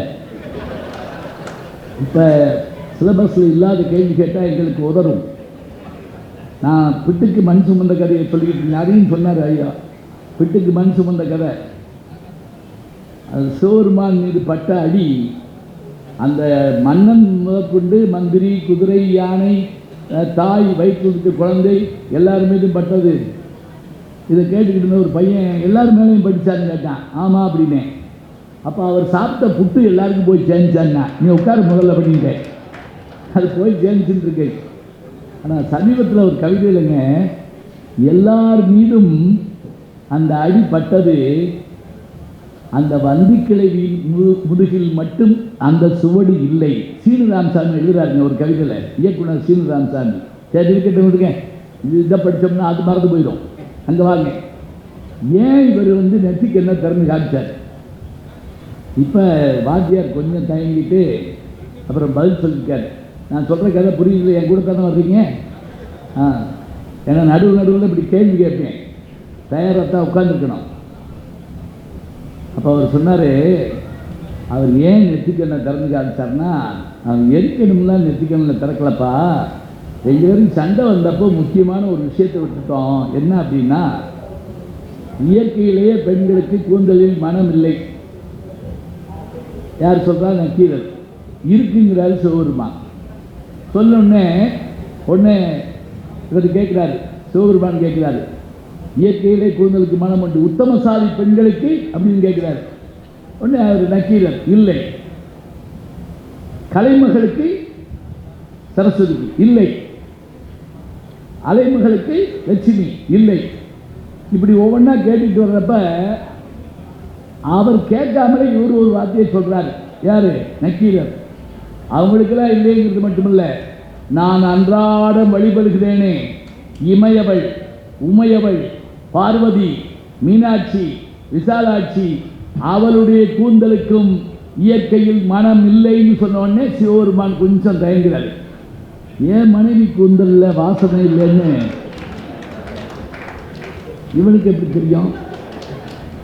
அப்பத்தான் எப்பா வந்திருக்கதா அந்த அம்மா புருஷன் தாண்டா அப்படின்னு காட்டுறதுக்காகத்தான் அந்த விசிட்டிங் கார்டு மாதிரி அந்த நெத்திக்கண்ணை திறந்தார்னு சொல்லி அந்த ஆசிரியர் சொல்லி அந்த பையனை உட்கார வச்சிருக்காரு. அந்த கேள்வி கேட்ட பையன்தான் தமிழகத்தினுடைய மேனாள் முதல்வர் டாக்டர் கலைஞர் அவர்கள். ஞாபகம் வச்சுக்கோங்க. படிக்கிறப்ப எப்படி கேட்டுக்காரு பார்த்தீங்களா? பதில் சொன்னவர் யார் என்று கேட்டால், தேவாரத்துக்கு உரை எழுதிய தண்டபாணி தேசியர் என்ற ஒரு அற்புதமான மனிதர். இது யார் சொன்னா தெரியுங்களா? நான் மதுரை காமராஜ் யூனிவர்சிட்டியில் பிஹெச்டி படிக்கிறப்ப இவங்களை போன்ற வெள்ளைவாரனார் இவர் போன்ற பெருமக்கள் வகுப்பெடுப்பாங்க எங்களுக்கு. அப்பா அவர் இந்த செய்தியை சொல்கிறாரு. அவர்தான் அந்த கேள்வியை கேட்டார், அந்த பதிலை சொன்னது நான் தான் அப்படின்னார். எவ்வளவு சுவாரஸ்யமான விஷயம் இருக்குது பார்த்தீங்களா? நமக்கு தெரியாத ஒரு விஷயத்தை சின்னதாக அப்படி கோடு போட்டு காமிச்சா போதுங்க, அதை நல்லா ரசிக்கலாம், ரசிக்க வைக்கணும். அப்போ தான் அந்த விருந்து சாப்பாடு எப்படி இருந்துச்சு அப்படின்னு கேட்டால் ஒவ்வொன்றா சொல்ல சொல்ல சொல்ல நமக்கு பசிக்கணும். பொதுவாக விருந்துக்கு போய் வியாதிக்காரன் பக்கத்தில் உட்காரக்கூடாதுன்னு. அது என்ன வியாதிக்காரன்னு வேற ஒன்றும் இல்லைங்க. எனக்கு ஒரு அனுபவம். ஒரு கல்யாண வீட்டில் சாப்பிட உட்காந்துருக்கோம். என் முன்னாடி இலக்காரு எது வந்தாலும் வேணாங்கிறாரு. அவன் அல்வா கொண்டு வர்றான், சுகர் நோ, அவன் எனக்கு வைக்காமல் போயிட்டான். உருளைக்கிழங்கு வறுவல் வேணாம், வாயு எனக்கு வைக்காமல் போயிட்டான். இப்போ அந்த ஆளுக்கு நான் சாப்பிடாம வந்தேன். இது மாதிரி இருந்தால் எப்படி இருக்க முடியும்? விருந்து சாப்பிட்ற போது நமக்கு அது எப்படி இருக்கணும் அப்படின்னா, அப்படி மகிழ்ச்சியாக இருக்கணும். அது அடுத்தவங்கிட்ட சொல்கிற போது நல்லா இருக்கும். தாய் ஒருத்தி இருக்கிறாள், அவள் உறங்காமல் இருக்கிறாள். அந்த வார்த்தை சொன்னார் பாருங்க. அது கொஞ்சம் அதிகமாக சொன்னால் கூட நந்தி கிளம்பகம்னு ஒரு நூல் இருக்குது. இப்படியெல்லாம் ஒரு நூல் இருக்கான்னு கேட்கக்கூடாது. இங்கே இத்தனை ஸ்டால் இருக்குது. நான் பேச பேச பேச போய் பார்த்துட்டு வந்துடணும், வாங்கிட்டு வந்துடணும், என்கிட்ட கையெழுத்து வாங்கணும். அப்போ தான் நான் நம்புவேன். உண்மையை சொல்கிறேன். ஒரு புத்தக திருவிழாவில் நான் பேசுகிற போது சகலகலாவல்லி மாலைன்னு ஒரு நூலை பற்றி சொல்கிறேன். குமரகுருபரர் காசியில் இருக்கக்கூடிய அந்த மன்னன்கிட்ட போய் மடம் கட்டுவதற்கு பணம் கேட்பதற்காக, அவருக்கு தமிழ் தெரியாது, இவருக்கு இந்துஸ்தானி தெரியாது. இவர் என்ன பண்ணுறாரு, சரஸ்வதியை வேண்டுறாரு. 10 பாட்டு சகலகலாவல்லி மாலை 10 பாட்டு. அதை பாடிட்டு அந்த மன்னனுக்கு புரியுதுமாறு போய் பேசி அந்த பணம் வாங்கி அந்த அந்த மடத்தை கட்டுறார் காசி. நான் இப்போ காசி போயிட்டு வந்தேன், அங்கே அதை பார்த்தேன், அந்த மடத்தை பார்த்தேன், அந்த பாடின இடத்த பார்த்தேன். 2 புலவர்கள் தாங்க கங்கை கரையை தாண்டி அந்த பக்கம் போனவங்க. ஒருவர் 16ஆம் நூற்றாண்டு 17ஆம் நூற்றாண்டில் வாழ்ந்த குமரகுருபரர், மற்றவர் யாருன்னு கேட்டால் நம்முடைய கவிஞர் மகாகவி என்று அழைக்கப்படுகின்ற பாரதியார். அவர் தான் 4 வருஷம் காசியில் இருந்தார். இந்த இடத்துல குமரகுருபரர் மடம் கொஞ்சம் தள்ளி போனவன் பாரதியாருடைய மாமாவுடைய வீடு அங்கே இருக்குது. நான் 2க்கும் போயிட்டு வந்தேன், இருக்கட்டும், அது ஒரு சந்தோஷம். இப்போ குமரகுருபரர் பாடின அந்த 10 பாட்டு இருக்கு இல்லையா, இந்த 10 பாட்டை நான் ஒரு நாள் வகுப்பில் சொல்கிறேன். சொல்லிவிட்டு இந்த 10 பாட்டை மனப்பாடம் பண்ணால் நான் ஒரு பேனா பரிசு கொடுப்பேன்னு சொன்னேன். 60 பேர் கொண்ட வகுப்பு. எனக்கு என்ன நம்பிக்கை தெரியுமா, எவனும் படிக்க மாட்டான், நமக்கு பேனா மிச்சம். என் சோதனை காலம் 60 பேரும் ஒப்பிச்சுட்டாங்க. 10 பாட்டை 60 பேர் ஒப்பிச்சுட்டான். எப்படி, யாருக்கு என்ன ஆதாரம் தெரியுமா, நான் வந்து மயிலாடுதுறையில் போய் பேச போயிருக்கேன். அங்கே தர்மபுரம் ஆதீன கல்லூரியில் பேசுகிறேன். திடீர்னு சிஓ வர்றான்னு கத்துறாங்க. கல்லூரிக்கு இருக்குடா சிஓ வர்றாருன்னு யோசிச்சா 2-3 வேன் வருது. அவர் இறங்கி வேகமாக வந்து என் காலத்தை பிடிக்கிட்டார். நான் நடுங்கி போனேன். பார்த்தா அவர் என்னுடைய மாணவர். அவர் சொல்கிறாரு, ஐயா நான் தான் உங்கள்கிட்ட படித்த மாணவர், இப்போ கல்வி அதிகாரியாக இருக்கேன். உங்களுக்கு ஞாபகம் இருக்கா சொல்கிறேன், சகலகலாவல்லி மாலை நீங்கள் படிக்க சொன்னீங்கல்ல, படித்து பாடி மனப்பாடம் பண்ணி ஒப்பிச்சு உங்கள்கிட்ட பேனா வாங்கினது நான் தான் சொன்னான்ல, அப்படியே மகிழ்ந்து போனேன் நான்.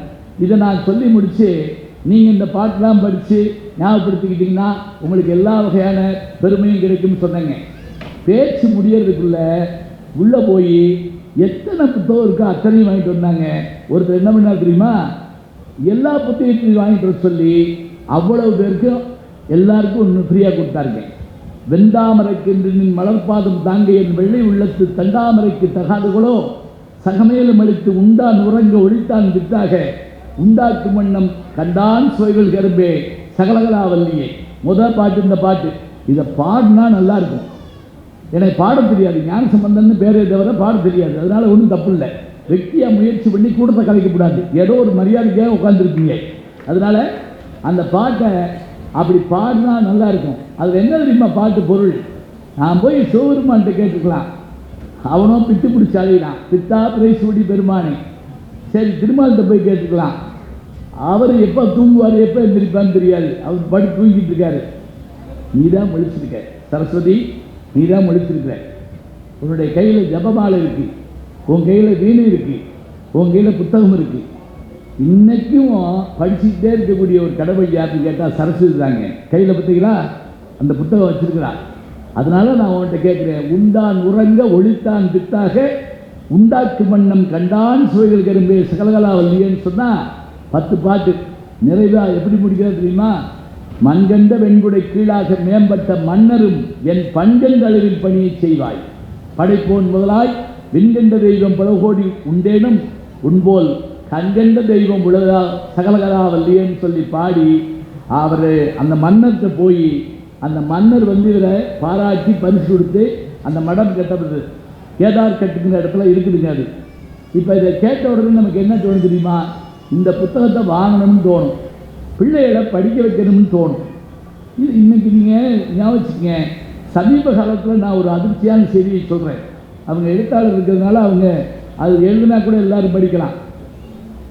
பள்ளிக்கூடங்களில் கல்லூரிகளில் பேச போகிறப்ப நல்ல பாடலோ நல்ல நகைச்சுவையோ சொன்னால் ரசிக்க தெரியலைங்க.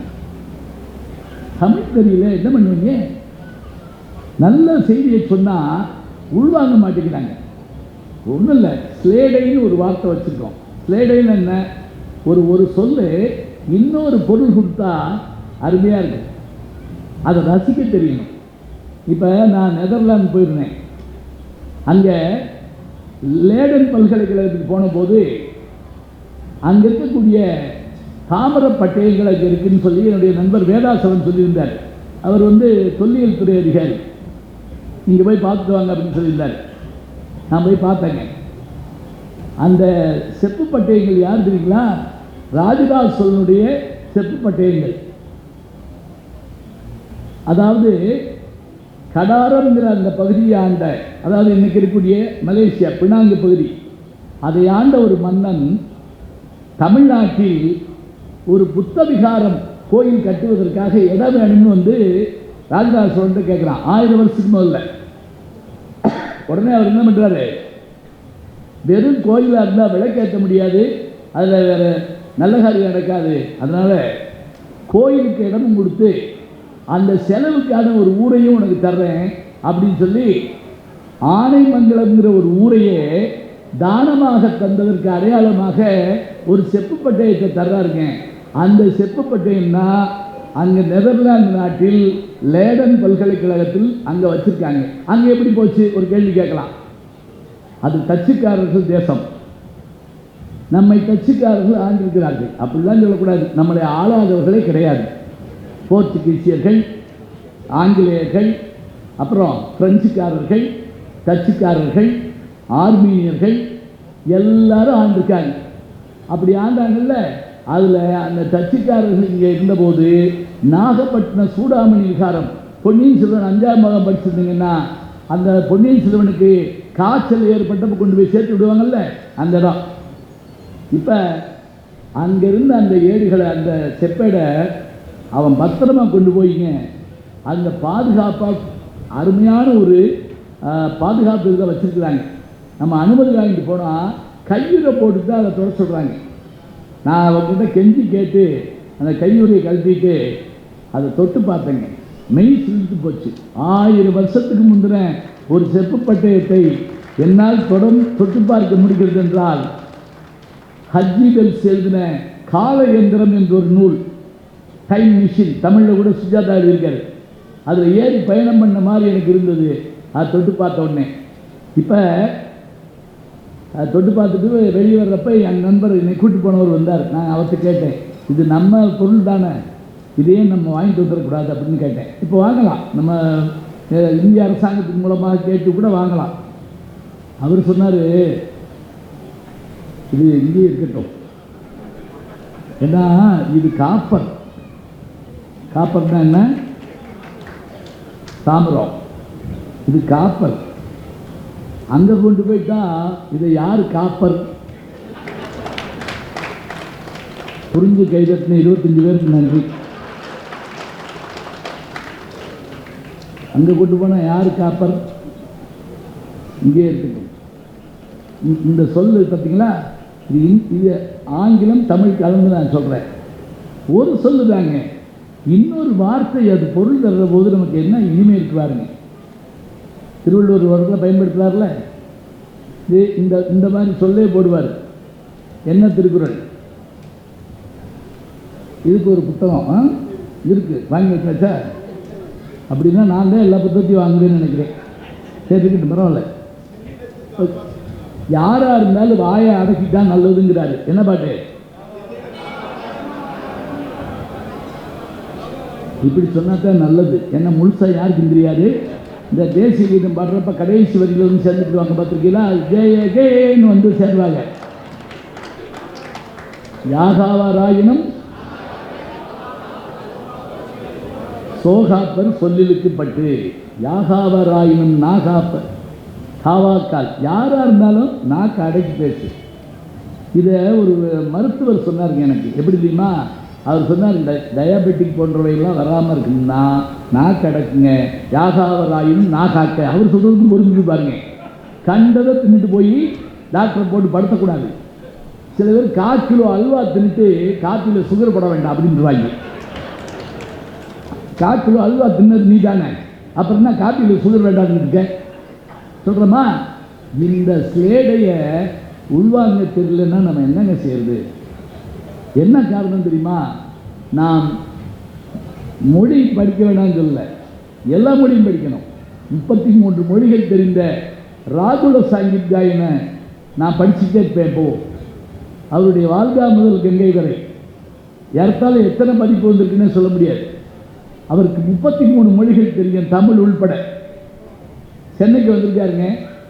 சென்னைக்கு வந்தவர் அது எழுதுறாரு, மயிலாப்பூர் குளத்தில் குளித்தேன், கூவம் நதியில் மக்கள் குளித்து விட்டு போவதை நான் பார்த்தேன் எழுதுறாரு. அவர் வந்து தமிழில் அதுக்கு ப்ரூஃப் நான் திருப்பி தரேன்னு வாங்கிட்டு போகிற அளவுக்கு தைரியம் உள்ளவர். எல்லா மொழியும் படிக்கணும், எல்லா மொழியும் படிக்கணும். நம்ம மொழியை ரசிக்க வேண்டாமா? மதம் பரப்பு வந்த பாதிரிமார்கள் நம் மொழியை பார்த்து படித்துவிட்டு இந்த மொழிக்கு ஈடேது இணையேதுன்னு சொல்லி அவர்கள் தமிழ் படித்தார்கள். அதனால் வீரமாமுனிவர் சதுரகலாதியை உருவாக்கினார். ஜி போப் திருவாசகத்துக்கு அதை மொழிபெயர்த்ததோடு மட்டுமல்லாமல் அதை நமக்கு எளிமையாக்கி தந்தார். இதே போல் நம்ம வரிசையாக எல்லாத்தையும் பார்க்குறோம். கால்டுவெல் ஒப்பலக்கணம் எழுதுவான்னு பார்க்குறோம். இதெல்லாம் என்ன? அவர்களுக்கு தாய்மொழி இது இல்லை, ஆனால் அவங்க படித்தாங்க. நமக்கு தாய்மொழி இதுதான், நாம் படிக்கலை. ஏன்னா இது வேலை கிடைக்குமா அப்படின்னு முதல்ல ஒரு கேள்வி கேட்குறோம். வேலை கிடைக்கிறதுக்காகவா படிக்கிறோம்? யோசிச்சு பாருங்க. வேலை கிடைக்கிறதா இருக்கட்டுங்க, படிக்கிறதுங்கிறது எதுக்காக தெரியுமா? அது பதவி உயர்வுக்காக, பணத்துக்காக, அதெல்லாம் தாண்டி ஒன்று இருக்குங்க. அது உயிருக்காகுங்க. இந்த உயிர் மகிழ வேண்டும் என்று சொன்னால் ஒரு கவிதையால் மகிழும், ஒரு எழுத்தால் மகிழும், ஒரு சொல்லால் மகிழும். அதான் வேணும். அப்போ இந்த மாணவர்கள் மற்றவர்கள் ரசிக்க தெரியாமல் உட்கார்ற போது நமக்கு ரொம்ப வேதனையாக இருக்குது. ஒரு கவிதையை சொன்னால் உள்வாங்க தெரியலைங்க, ஒரு ஸ்லேடையை சொன்னால் உள்வாங்க தெரியல. அதுவும் நான் ரொம்ப எளிமையான ஸ்லேடை சொல்கிறேன். அப்பா இதையாவது கேட்டுக்கப்பா. இப்போ உதாரணமாக வகுப்பில் பாடம் நடத்துகிற வாத்தியார் ஒரு பாட்டை சொல்லி இதை பாடுனா நல்லா இருக்குன்னு சொல்லியிருக்காரு. இப்போ அவங்க சொன்னாங்களே கண்ணன் பாட்டில், நேரம் மிகுந்தது இன்னும் நித்திரையின்றி உங்கள் நினைப்பு தெரியவில்லை கூத்தடிக்கிறீர். இந்த பாட்டை பாடுறப்ப எவ்வளோ இனிமையாக இருக்குங்கிற விஷயம் நீங்கள் பாடி கேட்டால் தெரியும். நான் அந்த வாத்தியார் சொல்லியிருக்காரு, இந்த பாட்டை பாடுனா நல்லா இருக்குன்னு சொல்லியிருக்காரு. ஸ்லேடுக்கு உதாரணம் சொல்கிறேன். அப்போ ஒரு பையன் எந்திரிச்சு கேட்டானா, ஐயா உங்களுக்கு பாடம் தெரியுமா? அப்படி தானே கேட்கணும். அவன் என்ன கேட்டான் தெரியுமா? ஐயா நான் உங்களை பாடையில் பார்க்கணுங்கய்யா. எப்படி இருக்கும் பாருங்க. இன்னொருத்த எந்திரிச்சு எப்போ பார்க்கலாம்யா அப்படின்னா அவர் தான் வாரமாக போவார். இப்போ பாருங்க, பாடுகிற போதுங்கிற ஒரு சொல்ல அவன் இன்னொரு பொருளில் அடிக்கிற போது நமக்கு எத்தனை ஆச்சரியமாக இருக்குது பாருங்க. நான் நந்திக்கிழமை ஏன் தெரியுமா? அதில் அந்த தலைவி ஒவ்வொரு முறையும் தலைவன் வந்துட்டான்னு தெரிஞ்சுட்டு இரவு குறின்னு பேர். இரவு குறின்னா இரவு ராத்திரி வந்து பார்க்கறது. அவன் முதல்ல கல்லை கொண்டு எறிவான், சத்தம் கேட்கும். இது எந்திரிப்பா, அம்மா என்னம்மா அப்படிப்பா, தண்ணி குடிக்க போகிறேன் முதல் வார்த்தை. ரெண்டாவது தடவை அவன் அங்கேருந்து ஒரு சவுண்டு கொடுப்பான், எந்திரிப்பா என்ன அப்படி கேட்பா, அம்மா ஒன்றும் இல்லை கழிவறைக்கு போகிறேன். எப்படி அம்மாட்ட விலைக்கு சொல்ல முடியும்? நான் ஒருத்தனை வர சொல்லியிருக்கேன், வெளியே நிற்கிறேன் சொல்ல முடியுமா? முடியாது. மூணாவது தடவையே அவன் ஏதோ ஒரு சிக்னல் கொடுத்த உடனே இதை எந்திரிக்க போகிறதுக்குள்ளே பார்த்தா அம்மா எந்திரிச்சு உட்காந்துருக்கா. அப்போ இவன் மனசுக்குள்ள என்ன செய்யறா தெரியுமா? இந்த ஊரில் நாய் தூங்கினாலும் தூங்கிடும், ஆனால் என் தாய் தூங்க மாட்டேங்கிறான். நாய் துஞ்சினும் தாய் துஞ்சால் அப்படின்னு மனக்கலக்கத்தோடு பேசுகிறாங்க. இதே நந்தி கிளம்பகத்தில் தான் ஒரு பாட்டு இருக்கு. என்ன தெரியுங்களா? அந்த காலத்தில் அந்த திருமணமானவர்கள் சில நேரங்களில் அந்த பரத்தேர் வீட்டுக்கு போகிறாங்கங்கிற விஷயத்தை நம்ம பார்க்குறோம். இதில் சிலப்பதிகாரத்தில் கூட அந்த கோவலன் மாதவி வீட்டுக்கு போனான் அப்படிங்கிறத. அப்படி போயிட்டு வர்றான்ல, அப்படி போயிட்டு வரக்கூடிய அவன் மறுநாள் காலையில் மனைவிட்ட வழிவான் பாருங்க, எங்கே போனேன் நேற்றிரவு அப்படின்னா எப்படி சொல்லுவேன்? ஒரு மாதிரியா லூஸ் மாதிரி பிரிச்சிருக்கான். சரி நீ எங்கே போனேன்னு சொல்ல வேண்டாம், அந்த வீட்டில் பாட்டு பாடினியான்னு கேட்டிருக்கான். இவனுக்கு பெருமையாக சந்தோஷம் தாங்க முடியாமல் கேட்டுட்டு போலன்னு நினச்சி ஆமாம் அப்படின்னா நினச்சேன் அப்படின்னா அவ என்ன நினச்ச? ராத்திரி 12 மணிக்கு ஒரு சத்தம் கேட்டது. எங்கள் அம்மா சொன்னா காட்டில் பேய் அழுகுதுன்னு சொன்னான். என் தோழி சொன்னா, இந்த ஊரில் இருக்கவங்களாம் சொன்னாங்க நரி ஊழையிடுதுன்னு சொன்னாங்க. ராத்திரி 12 மணிக்கு அவன் பாடிக்கான், பேய் அழுகுதுன்னாங்க, நரி ஊழையிடுதாங்க. என் தோழி நாயாத்தான் இருக்கும் அப்படின்னா நான் நீயாத்தான் இருக்கும் அப்படின்னு சொன்னேன். நீ என் வாயை திறந்து பாடுவானா? ஈட்டு புகழ் நந்தி பான நீ எங்கையர்தம் வீட்டிலிருந்து பாட விடிவளவும் காட்டிலும் பேய் என்றால் அன்னை பிறர் நரி என்றார் தோழி நாய் என்றால் நீ என்றே நான். முடிஞ்சு வச்சுக்கேன். என்ன ஆச்சரியம்னா இந்த நந்திக்கிழமைக்கு எழுதுன ஆசிரியர் பேர் தெரியாது. காடவராயன்னு சொல்கிறாங்க, ஆனால் உண்மையான நமக்கு தெரியல. எனக்கு தெரிஞ்சு சங்க இலக்கியங்களில் பல பேருடைய பேர் இல்லைங்க. பாட்டு எழுதின ஆள் பேர் தெரியல. யாயும் நியாயும் யாராகியரோ பாட்டினுடைய ஆசிரியர் பேர் என்ன தெரியுமா? செம்புல பெயல் வீரான். இப்படி ஒரு பேர் இருப்பாங்களா? அதெல்லாம் இல்லை. அது அந்த பாட்டு வரி எடுத்து வச்சது. பாட்டு கீழே பேர் போடலாங்கிற ஒரு விஷயத்தை திருஞான சம்பந்தர் தாங்க முதல்ல. இப்படிக்கு ஞான சம்பந்தன் தனி ஒன்றும் இல்லை, ஒன்று இருக்கட்டும். சரி கொடுங்க. முதல்ல திருஞான சம்பந்தர் தான் இப்படிக்கு ஞான சம்பந்தன், பூசூர் ஞான சம்பந்தன் அப்படின்னு கீழே இப்படிக்குங்கிற அந்த வரியை போடுறாங்க, இந்த பேரை போடுறாரு. இப்படி போட்டால் தான் நமக்கு தெரியும். இப்போ பாருங்கள், யார் எழுதுறான்னு தெரியல. இன்றைக்கி கூட நமக்கு இவ்வளவு விஞ்ஞானம் வளர்ந்துருக்குது. திரைப்பட பாடல்லையே எத்தனை குழப்பம் இருக்குது தெரியுங்களா? அருமையான பாட்டு, எந்த பாட்டு கேட்டாலும் பழைய பாட்டை உடனே பட்டுக்கோட்டைன்றுவோம், இல்லைன்னா கண்ணாசன்றுவோம். ஒன்றும் இல்லை, மணப்பாறை மாடு கட்டி மாயவரம் ஏறு ஊட்டின்னு ஒரு பாட்டு இருக்குல்ல, மக்களை பெற்ற மகராட்சியில் வர்ற பாட்டு. இதை நீங்கள் கண்ணதாசன் தொகுதியில் பழசில் எடுத்து பார்த்தீங்கன்னா அந்த பாட்டு இருக்கும். பட்டுக்கோட்டை கல்யாண சுந்தரம் தொகுதியில் பார்த்தீங்கன்னா அந்த பாட்டு இருக்கும். ஆனால் 2 பேரும் எழுதலை. எழுதினவர் மருதகாசி. மருதகாசி எழுதின பாட்டை இப்போ பிரிண்டிங்கில் தப்பாக விடுறோம். ஏன் கூகுள் என்ன செய்யுது? நம்ம கூகுள் சொல்கிறதெல்லாம் உண்மையை நம்பிட்டு இருக்க முடியுமா? இல்லை. என்ன நம்ம தானே ஏற்றி வைக்கிறோம். அதில் தப்பு இருக்கத்தான் செய்யும். இப்போ சமயத்தில் நான் அமெரிக்காவுக்கு போயிருந்தப்ப ஆர்டிஃபிஷியல் இன்டெலிஜென்ஸுங்கிற அந்த ஏஐ அதை ஒருத்தர் எனக்கு அது விளக்கி சொன்னாருங்க. என்ன தெரியுமா? ஒரு ஆப் வச்சுக்கிட்டு நீங்கள் ஒரு கவிதை சொல்லுங்கள், அந்த கவிதையை பாட்டாக மாற்றுவோம் பாருங்க அப்படின்னு சொன்னேன். நான் ஒரு கவிதை சொன்னேன். என்ன மாதிரி பாட்டு வேணும்னு கேட்டார். நான் ஒரு மெல்லிசை மாதிரி இருக்கட்டும், ஆண் குரலா பெண் குரலான்னு கேட்டார். அதில் ஒன்று இதில் ஒன்று போடுங்களேன் அப்படின்னு. நான் கோரஸ் வேணுமா? ஆமாம். புல்லாங்குழலோட ஆரம்பித்தா நல்லாயிருக்கும். வீணை 2 தபேலா அதையும் போடுங்க, நம்ம என்ன காசாக கொடுக்க போகிறோம். இப்போ நான் சொல்லி முடிச்சுட்டு இதுக்கான பாட்டை அவர் நாளைக்கு போட்டு வந்து கொடுப்பாருன்னு நினச்சேன். என் கண்ணு முன்னாடியே 13 செகண்டில் நான் சொன்ன கவிதை இருக்குல்ல, இயல் இயல் இயல்னா என்னென்னா உரைநடை, அதை இசையாக மாற்றி கொடுத்துங்க. ஒரு ஃப்ளூட்டோட, ஒரு வீணையோட, ஒரு பெண் குரலோட, ஒரு ஆண் குரலோட, ஒரு கோரஸோட அந்த பாட்டு. இப்போ நான் நீங்கள் நம்ப மாட்டேன்னு சொன்னால், நான் என் கையில் செல்லு வச்சுருக்கேன், அதில் அது நான் பதிஞ்சு வச்சுருக்கேன். அது என்ன செஞ்சுருங்களா? 6 மெட்டில் போட்டு கொடுத்து. இது யார் செஞ்ச வேலை தான்? நான் ரெக்கார்டிங் ரூம் போகலை, பாடகர்களை பார்க்கல, இசை அமைப்பாளர்களை ஒருத்தர் சந்திக்கலை, ஆனால் எல்லா வேலையும் அது பார்த்துருச்சு. இது இத்தனை ஒரு விஞ்ஞான வளர்ச்சி இன்னைக்கு இருக்குது.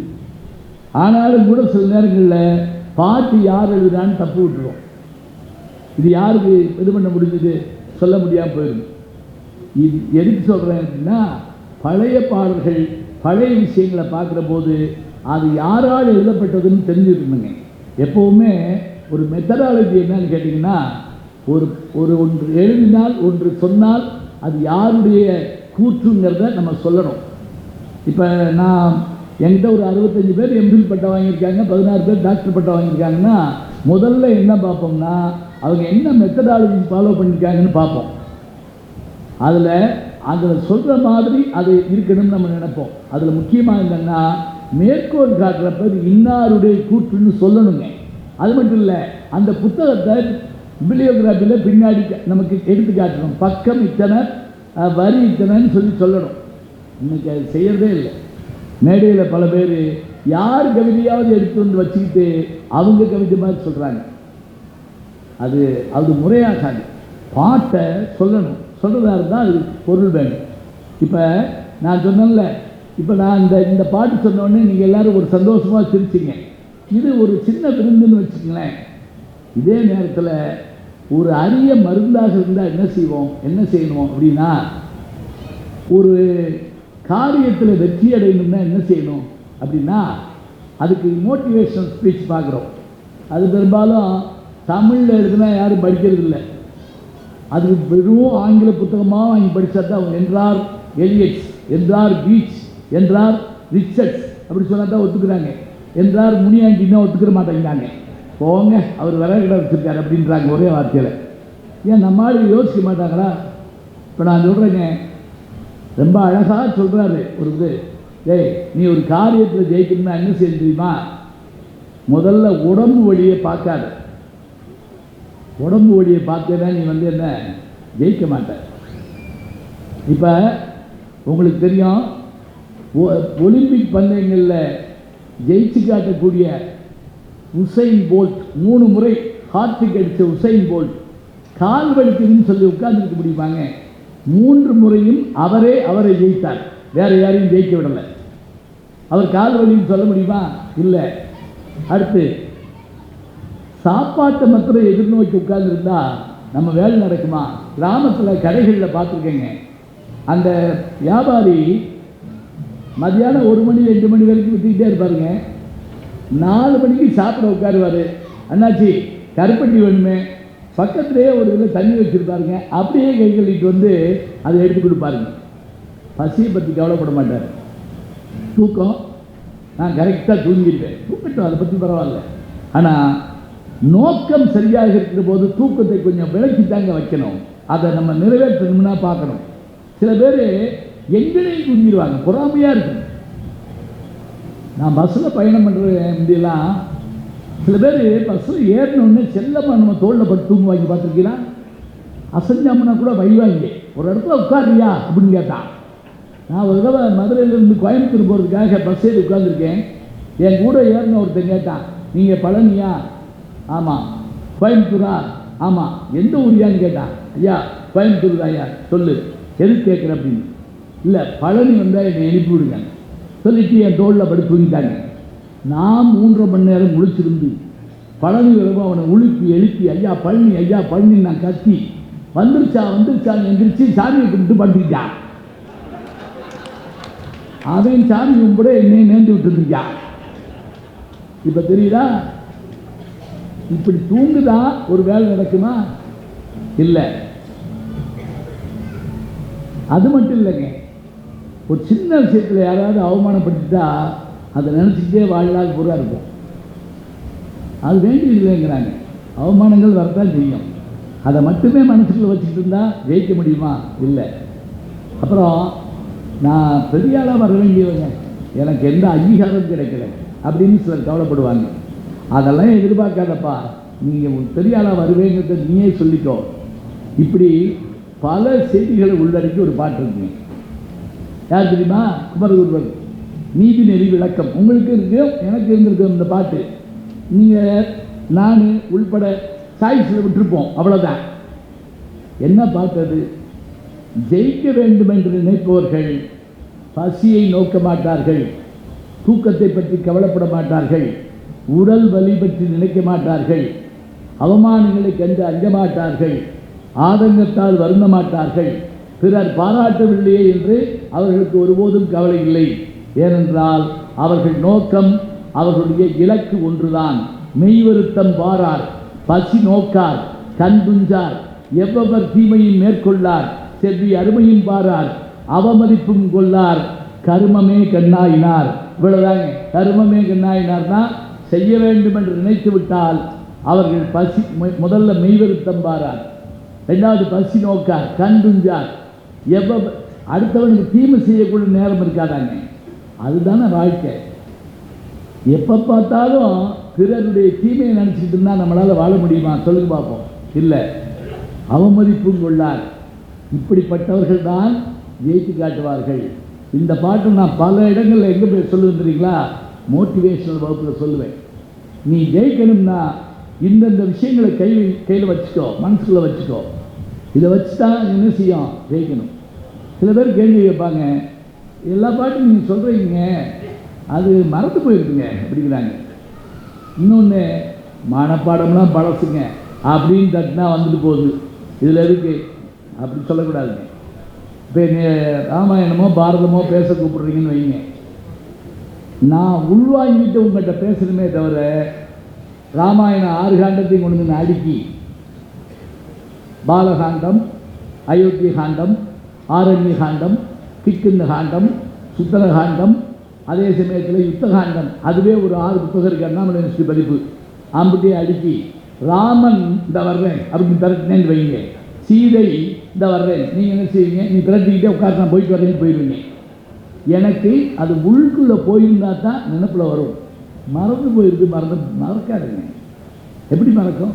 இப்போ ஒரு போட்டியே வைப்போம், ஒரு அறைக்குள்ளே உங்களை போக சொல்கிறோம். அந்த அறைக்குள்ளே எல்லா வகையான உயர்ந்த பொருட்கள் இருக்குது. வைர நெக்லஸ் தொடங்கி 1.5 லட்ச ரூபா பைக்கிலேருந்து எல்லாமே அங்கே இருக்குது. அப்படி எல்லாமே இருக்கிறப்ப நம்மகிட்ட ஒரே ஒரு கண்டிஷன் மட்டும் போடுறாங்க. வெளியே வந்த உடனே ஒரு நோட்டு புத்தகம் வச்சுருப்போம், ஒரு பேனா இருக்கும், 1 நிமிஷம் நீங்கள் உள்ளே போகலாம். உள்ளே போன உடனே எந்தெந்த பொருளை பார்க்குறீங்களோ அத்தனை பொருளும் உங்களுக்கு சொந்தம்னு சொல்லிட்டா என்ன செய்வோம்? அப்படியே ஆடு உள்ளே போவோம். வெளியே ஓடியாந்து அது இது அது டிவி பைக்கு எல்லாம் சொல்லும்ல. இந்த போட்டியில் ஒருத்தர் வெளியே வந்து 101 பொருள் சொல்லிவிட்டாங்க, 100 பொருள் தான் வச்சுருந்துருக்காங்க. வாசலில் இருந்த பிள்ளையும் சேர்த்து எண்ணிவிட்டாங்க. பார்க்க எப்படி மனசு நினைச்சு அவையெல்லாம் நமக்குத்தான் என்று சொன்னவுடன் நம் மனது அவ்வளவு துரிதமாக வேலை பார்க்குது. நினைவாற்றல்னா சாதாரண இல்லைங்க. அந்த நினைவாற்றலுக்காக தான் நம்ம மூளை எல்லாத்தையும் நம்ம மிஷினை பார்த்து செஞ்சிடோம்னா அப்புறம் என்ன செய்யறது சொல்லுங்க பார்க்கலாம். இப்போ நான் சொன்ன மாதிரி நாமளாவது மனிதர்களோடு போராடினோம், அடுத்த தலைமுறை எந்திரத்தோடு தான் போராட போகுது. எந்திரத்தோடு ஆனால் எந்திரம் பெருசு இல்லைங்க. ஏன் தெரியுமா? அதை கண்டுபிடிச்சவனே மனுஷன் தானே. கணித மேடை சகுந்தலா தேவியை பற்றி நீங்கள் கேள்விப்பட்டிருப்பீங்க. அந்த அம்மா ஒரு முறை ஒரு சாதனை பண்ணி காட்டினாங்க. ஒரு 13 கம்ப்யூட்டரை வச்சு நடுவில் அந்த அம்மா உட்காந்து அந்த தேர்வாளர்கள் வந்து ஒரு பெரிய எண்ணை பெருக்க சொல்லி கொடுக்குறாங்க. நிறைய இது உள்ளது, 5 இலக்கம் 6 இலக்கம் என்ற அந்த எண்ணை பெருக்கணும். இந்த 13 கம்ப்யூட்டர்த்தையும் கொடுத்துட்டு இந்த மாட்டி கொடுக்குறாங்க. அந்த கம்ப்யூட்டர் வாங்கி உள்ளே எடுத்துக்கிட்டு அது எண்ணி போடுறதுக்குள்ளே நம்ம போட்டு காமிச்சாங்க. என்ன தெரியுமா? கணினி சிறப்பானது தான், ஆனால் அந்த கணினியை கண்டுபிடித்த நம்முடைய மூளை அதை காட்டும் சிறப்பானது. அதனுடைய நியூரான்ஸ் வந்து கோடிக்கணக்கில் லட்சக்கணக்கில் இருக்கு. இப்படி நெருப்பு இருக்குன்னா அப்படி தொடர உடனே முதல் செய்தி என்னன்னா, இதில் சுடுதுன்னா இது விறுவிறுவிறுன்னு மூளைக்கு போய் சடார்னு எடுத்துக்கோன்னு சொல்லுதில்ல, அதே ஸ்பீடில் வந்து எடுத்துக்கோன்னு சொல்லணும். எப்படி முடியும்? எவ்வளவு வேகமாக செயல்படணும்? இந்த செயல்பாட்டுக்குரிய இதை வந்து நம்முடைய மூளை வச்சிருக்குது. இதை பயன்படுத்தணும். நான் ஒரு இதில் படித்தேன், ஐன்ஸ்டீன், தாமஸ் ஆல்வா எடிசன் 2 பேர் நோபல் பரிசு பெற்றவர்கள். அவர்களுடைய மூளையை பரிசோதித்து பார்த்தாங்களா இறந்த பிறகு அதில் ஒரு சின்ன பகுதி தான் தேய்மானம் ஆகிருந்துச்சான். 2 பேருமே நோபல் பரிசு வாங்கினவங்க. ஆனால் என்ன, அதில் கொஞ்சம் தான் தெரிஞ்சிருக்கு. அப்படின்னா நம்ம மூளை எவ்வளோ ஃப்ரெஷ்ஷாக இருக்கும் பாருங்க. நம்ம என்ன சிந்திக்கிறோம்? பெரும்பாலும் ஹோட்டலில் போய் புரோட்டா தின்பமா பொங்கல் தின்பமா சிந்தனை பெரும்பாலும் இருக்குது. இந்த சமயம் நம்ம ஸ்டார் ஹோட்டலுக்கு போனோம்னா அதில் ஒரு சிக்கல் என்ன தெரியுங்களா? அதில் பெரும்பாலும் லைட் இருக்காது, 0 வாட் பல்பு தான் போட்டிருப்பாங்க. அந்த மெனு கார்டு ஆங்கிலத்தில் இருக்கும், பார்த்துருக்கீங்களா? அந்த உணவும் தமிழ் உணவு இருக்காது. ஒருத்தர் போன உடனே உள்ளே உட்கார்ந்த உடனே அவங்க அந்த மெனு கார்டு கொடுத்தாங்க. அது 5ஆம் கிளாஸ் இங்கிலீஷ் புத்தகம் மாதிரி இருக்குது. அப்படியே பரட்டிக்கிட்டே இருந்திருக்கான், கண்ணும் தெரியல, லைட் இல்லை. அப்புறம் யோசிச்சு பார்த்தான், நல்ல பொருளாக இருந்தால் கடைசியில் தான் போட்டிருப்பாங்க அப்படின்ட்டு அவனை கூப்பிட்டு, அந்த இவரை கூப்பிட்டு, பேரரை கூப்பிட்டு, இந்த கடைசி இடத்துக்கு கொண்டு வா அப்படின்னா. அவர் சொல்கிறாரு, அது வந்து ப்ரெஸ் நேமு, இந்த இப்போ இதை அடித்தோம்னா என்ன ப்ரெஸ்ஸில் அடித்தோம்னு போட்டுப்போம்ல, அதை அவன் பலகாரம்னு நினச்சிருந்துருக்கான். சரி அப்படியா, அவர் சாப்பிட்றது கொண்டு வா, அது எச்சி வேற கொண்டு வரேன் போ. அங்கனக்குள்ளே அது கூட யோசிக்க முடியல. எழுத்தாளர் சுஜாதா ஒரு முறை சொன்னாருங்க, எதுக்கு தெரியுமா விளம்பரம் திரும்ப திரும்ப திரும்ப போடுறாங்க? ஒரு மிடில் கிளாஸ் மனிதர் அலுவலகம் முடிஞ்சு வீட்டுக்கு வர்றப்ப மனைவி சொன்ன ஒரு விஷயம் ஞாபகம் தான், இன்றைக்கா இருந்தால் செல்லில் என்ன காப்பி தூள் வாங்கிட்டு சொன்னேன்னு கேட்டுக்கொள்ளலாம். முன்னெல்லாம் அப்படி செய்ய முடியாது. காப்பி தூள் கடைக்கு போனால் அவர் ஒரு ஆள் கேள்வி கேட்பார், இது இந்த டீப்பில் கலந்ததா, இது கலந்ததா, அது கலக்காததா. நம்ம குழம்பிடுவோம், ஐயோ என்னது, எது வாங்கிட்டு போனாலும் வை விழுகுமே அப்படி நம்ம யோசிப்போம்.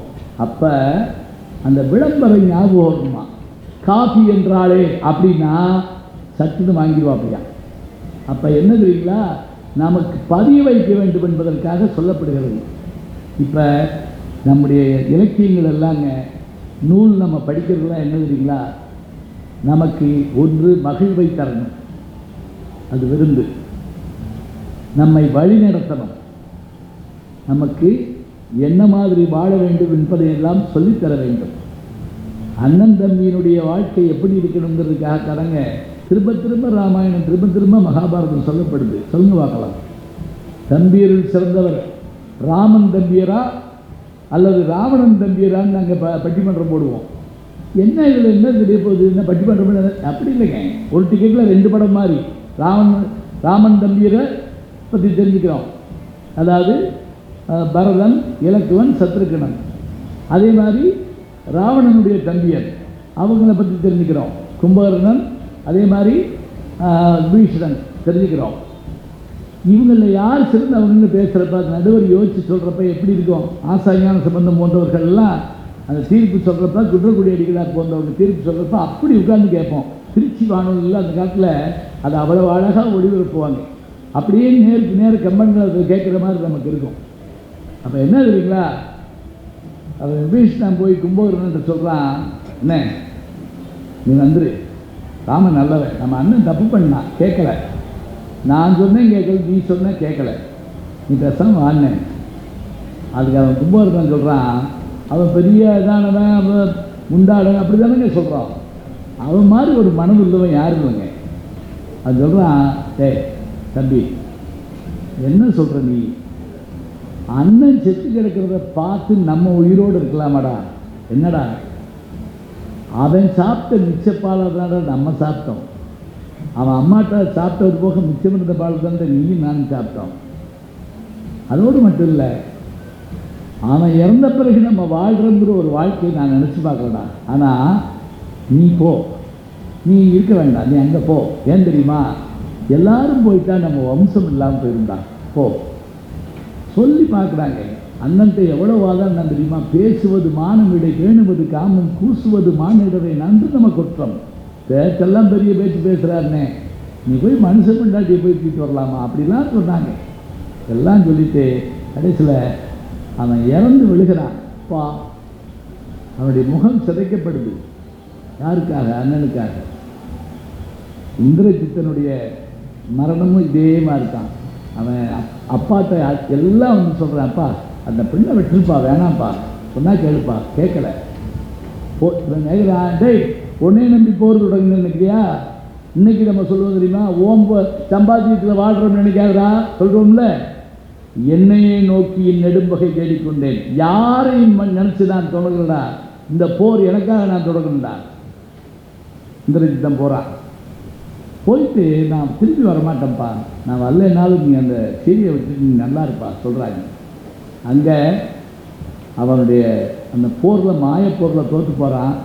அவன் யாகம் செய்கிற இடத்துல போய் விபீஷணன் காட்டி கொடுத்த உடனே லட்சுமணன் என்ன பண்ணுறான், அவனுடைய தலையை அறுத்துடுறாங்க. அந்த தலையை அந்த குரங்குகள் கொண்டு ஓடியாடுது, அப்படி தூக்கி போட்டு விளையாடுது கால் பந்து மாதிரி. இப்போ இறந்துட்டாங்கிற செய்தி அவனுடைய மனைவி சுலோச்சனை, ரொம்ப பேருக்கு அந்த பேர்லாம் தெரியாது, சுலோச்சனை, அவள் போய் என்ன செய்கிறா, இதோட முடிச்சிடுறேன், நான் கவலைப்படாங்க, டைம் ஆயிடுச்சுன்னு நினைக்கிறேன், சரியா ஆயிடுச்சு. சரி, எவ்வளோ சந்தோஷமாக சொல்கிறாரு.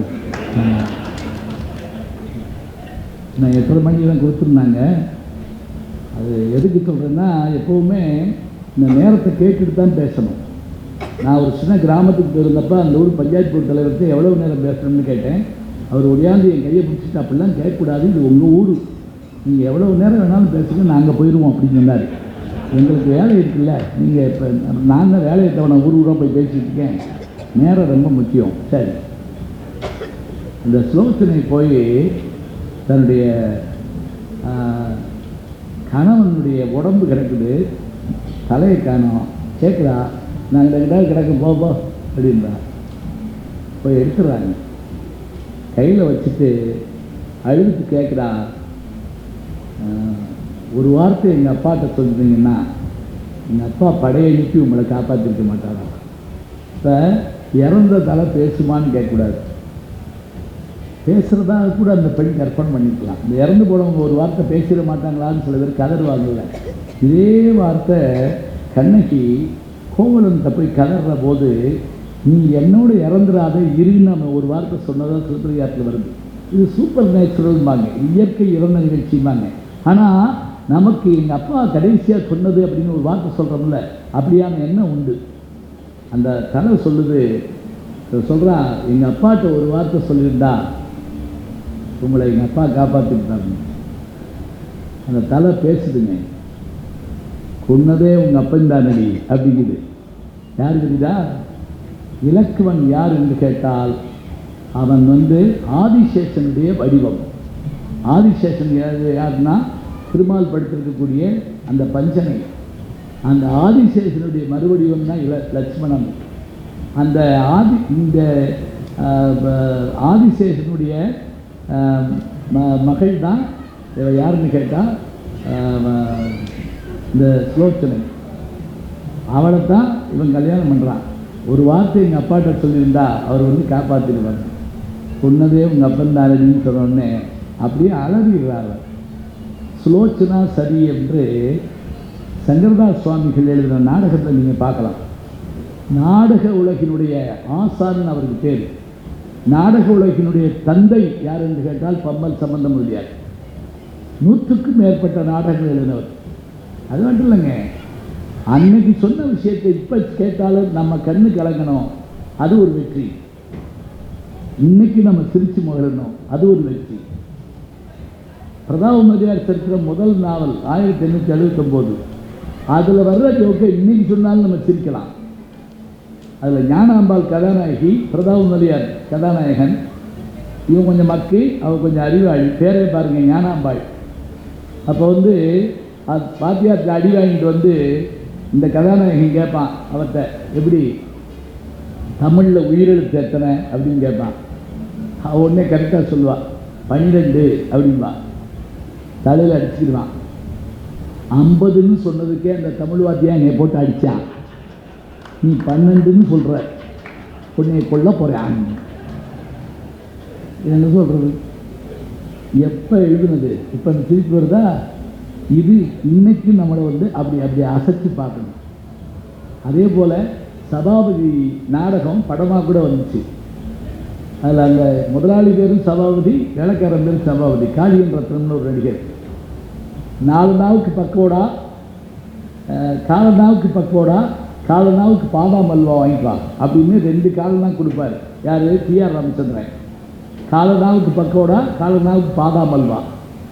அது 2ஐயும் போய் கடை வரைக்கும் போய் திரும்பி வருவாருங்க. என்னப்பா இல்லையான்னு கேட்பார். எந்த காலனாவுக்கு பாதாம் அல்வா, எந்த காலனாவுக்கு நீ பக்கோடான்னு சொல்லாம விட்டியாப்பா அப்படிப்பார். இது எங்கள் அப்பா சொல்லுவாருங்க. எங்கள் அப்பா தமிழாசிரியர் சொல்லுவார், அது ஜோக்காக இருந்தாலும் தான் இந்த பணம் இதுக்குத்தான்னு தீர்மானித்தா அந்த பணத்தை அதுக்குத்தான் வச்சுருக்கணுமா, அதுதான் சிறப்பாக. இதுக்கான பணத்தை வேறதுக்கு எடுத்து கழிச்சிட்டா அதை நம்ம பேலன்ஸ் பண்ண முடியாதான். பாருங்கள், ஒரு சின்ன நகைச்சுவையில் கூட சொல்லப்படுகிற செய்திகள் நம்ம உள்ளத்தை அப்படியே அசைச்சு காட்டுது. அது வேணும். அதுக்காக தான் நம்ம இதிகாசங்கள் புராணங்களை படிக்கிறது. என்னென்னா, நம்பிக்கை எதெல்லாம் விடுங்க, அந்த அந்த நினைப்பு இருந்தால் போதுங்க. அவை இருந்தால் நம்மளை அப்படியே அசைச்சு பார்க்க முடியும். வியாசர் விருந்தில் நச்சுப்பைகை தெற்கம் பகுதியில் அந்த யக்ஷனுக்கும் தர்மனுக்கும் இடையில் நடக்கூடிய கேள்வி பதிலில் ஒரு கேள்வி கேட்பான். தனியே செல்லுகிறவனுக்கு உதவி செய்வது எது? வித்தை அப்படிமாங்க. அவன் படித்த படிப்பு தான் எந்த நாட்டுக்கு போனாலும் அவன் காப்பாற்றுமா. நான் போகாத நாடு இல்லை, நான் பார்க்காத ஊர் இல்லை. நான் நான் என்ன பெரிய பணக்காரனா? இல்லை, நான் என்கிட்ட நான் பெரிய தாதாவா? நான் தாத்தா, அவ்வளோதான். நான் எப்படி எல்லா இடத்துக்கும் போனேன்? நான் கற்ற தமிழ் என்னை உலகமெல்லாம் கொண்டு சென்றது, என் கல்வி என்னை உலகமெல்லாம் கொண்டு செல்கிறது. போகிற இடத்துல நமக்கு துணை இருப்பது அதுதான். அவன் எல்லாம் அந்த கேள்வி பதில் அபாரமான ஒரு கேள்வி என்ன தெரியுங்களா? உலகத்திலேயே வேகமானது எதுன்னு கேட்குறாங்க எச்சன். மனம் அப்படிங்கிறான் தருமன். மனமளவுக்கு வேகமாக போகிறது உலகத்தில் எதுவும் இல்லை. எல்லாம் முடித்த உடனே இறந்து கிடக்கிற 4 பேரில் ஒரு ஆள் எழுப்பலாம். அப்போ அவன் 4 பேரில் பீமனை எழுப்பலை, அர்ஜுனன் எழுப்பலை, சகாதேவன் எழுப்பலை, நகுலன் எழுப்புறான். அந்த எச்சன் கேட்குறான், ஏன் உன் தம்பிமாராகிய இந்த 2 பேரும் வலிமையுள்ளவர்களை விட்டுட்டு அப்படி ஒன்றும் வலிமை இல்லாத அந்த நகுலன் எழுப்புறாரு? ஒன்றும் இல்லை, நாங்கள் 3 பேரும் பிறந்தது குந்திக்கு, அந்த 2 பேரும் பிறந்தது எங்கள் சின்னம்மாவுக்கு. எங்கள் அம்மாவுக்கு ஒரு பிள்ளை, எங்கள் சின்னம்மாவுக்கு ஒரு பிள்ளை இருந்தால் போதும்னு நான் நினச்சேன். அவன் தாங்க தருமன். இந்த எண்ணம் இருந்தால் போதும். அறம் செய்ய விரும்பின அந்த அம்மா ஏன் சொன்னா, உனக்கு மனசு நல்லா இருந்தால் போதும், அது எல்லாவற்றையும் சரி செய்யும். இலக்கியங்களை படிப்பது அதற்காகத்தான். மனம் எனும் அந்த ஒன்றை குரங்கு போன்று அதை கட்டுப்படுத்தி காப்பாற்றக்கூடிய ஆற்றல் அதற்கு உண்டு என்று சொன்னால் நிறைய வாசிக்கணும், திரும்ப திரும்ப வாசிக்கணும். ஒவ்வொரு முறை வாசிக்கிற போதும் அதில் ஒரு புதிய செய்தி வந்தால் அது கொடுக்கவில்லை, நாம் வளர்ந்திருக்கிறோம் என்று அர்த்தம். நான் 2ஆம் கிளாஸில் திருக்குறள் படித்ததுக்கும் டாக்டரேட் படிக்கிறப்ப திருக்குறள் படிக்கிறதுக்கும் எனக்கு வித்தியாசம் இருக்குன்னா எப்படி அப்படின்னா, என்ன அறிவு மூலமாக நான் அதை பார்க்குறப்ப, அடேப்பா திருவள்ளுவர் எவ்வளோ பெரியவர். இந்தா நாளை மறுநாள் அங்கே வெள்ளி விழா கொண்டாட போகிறாங்க, 1ஆம் தேதி எங்கள் குமரிமுனையில்.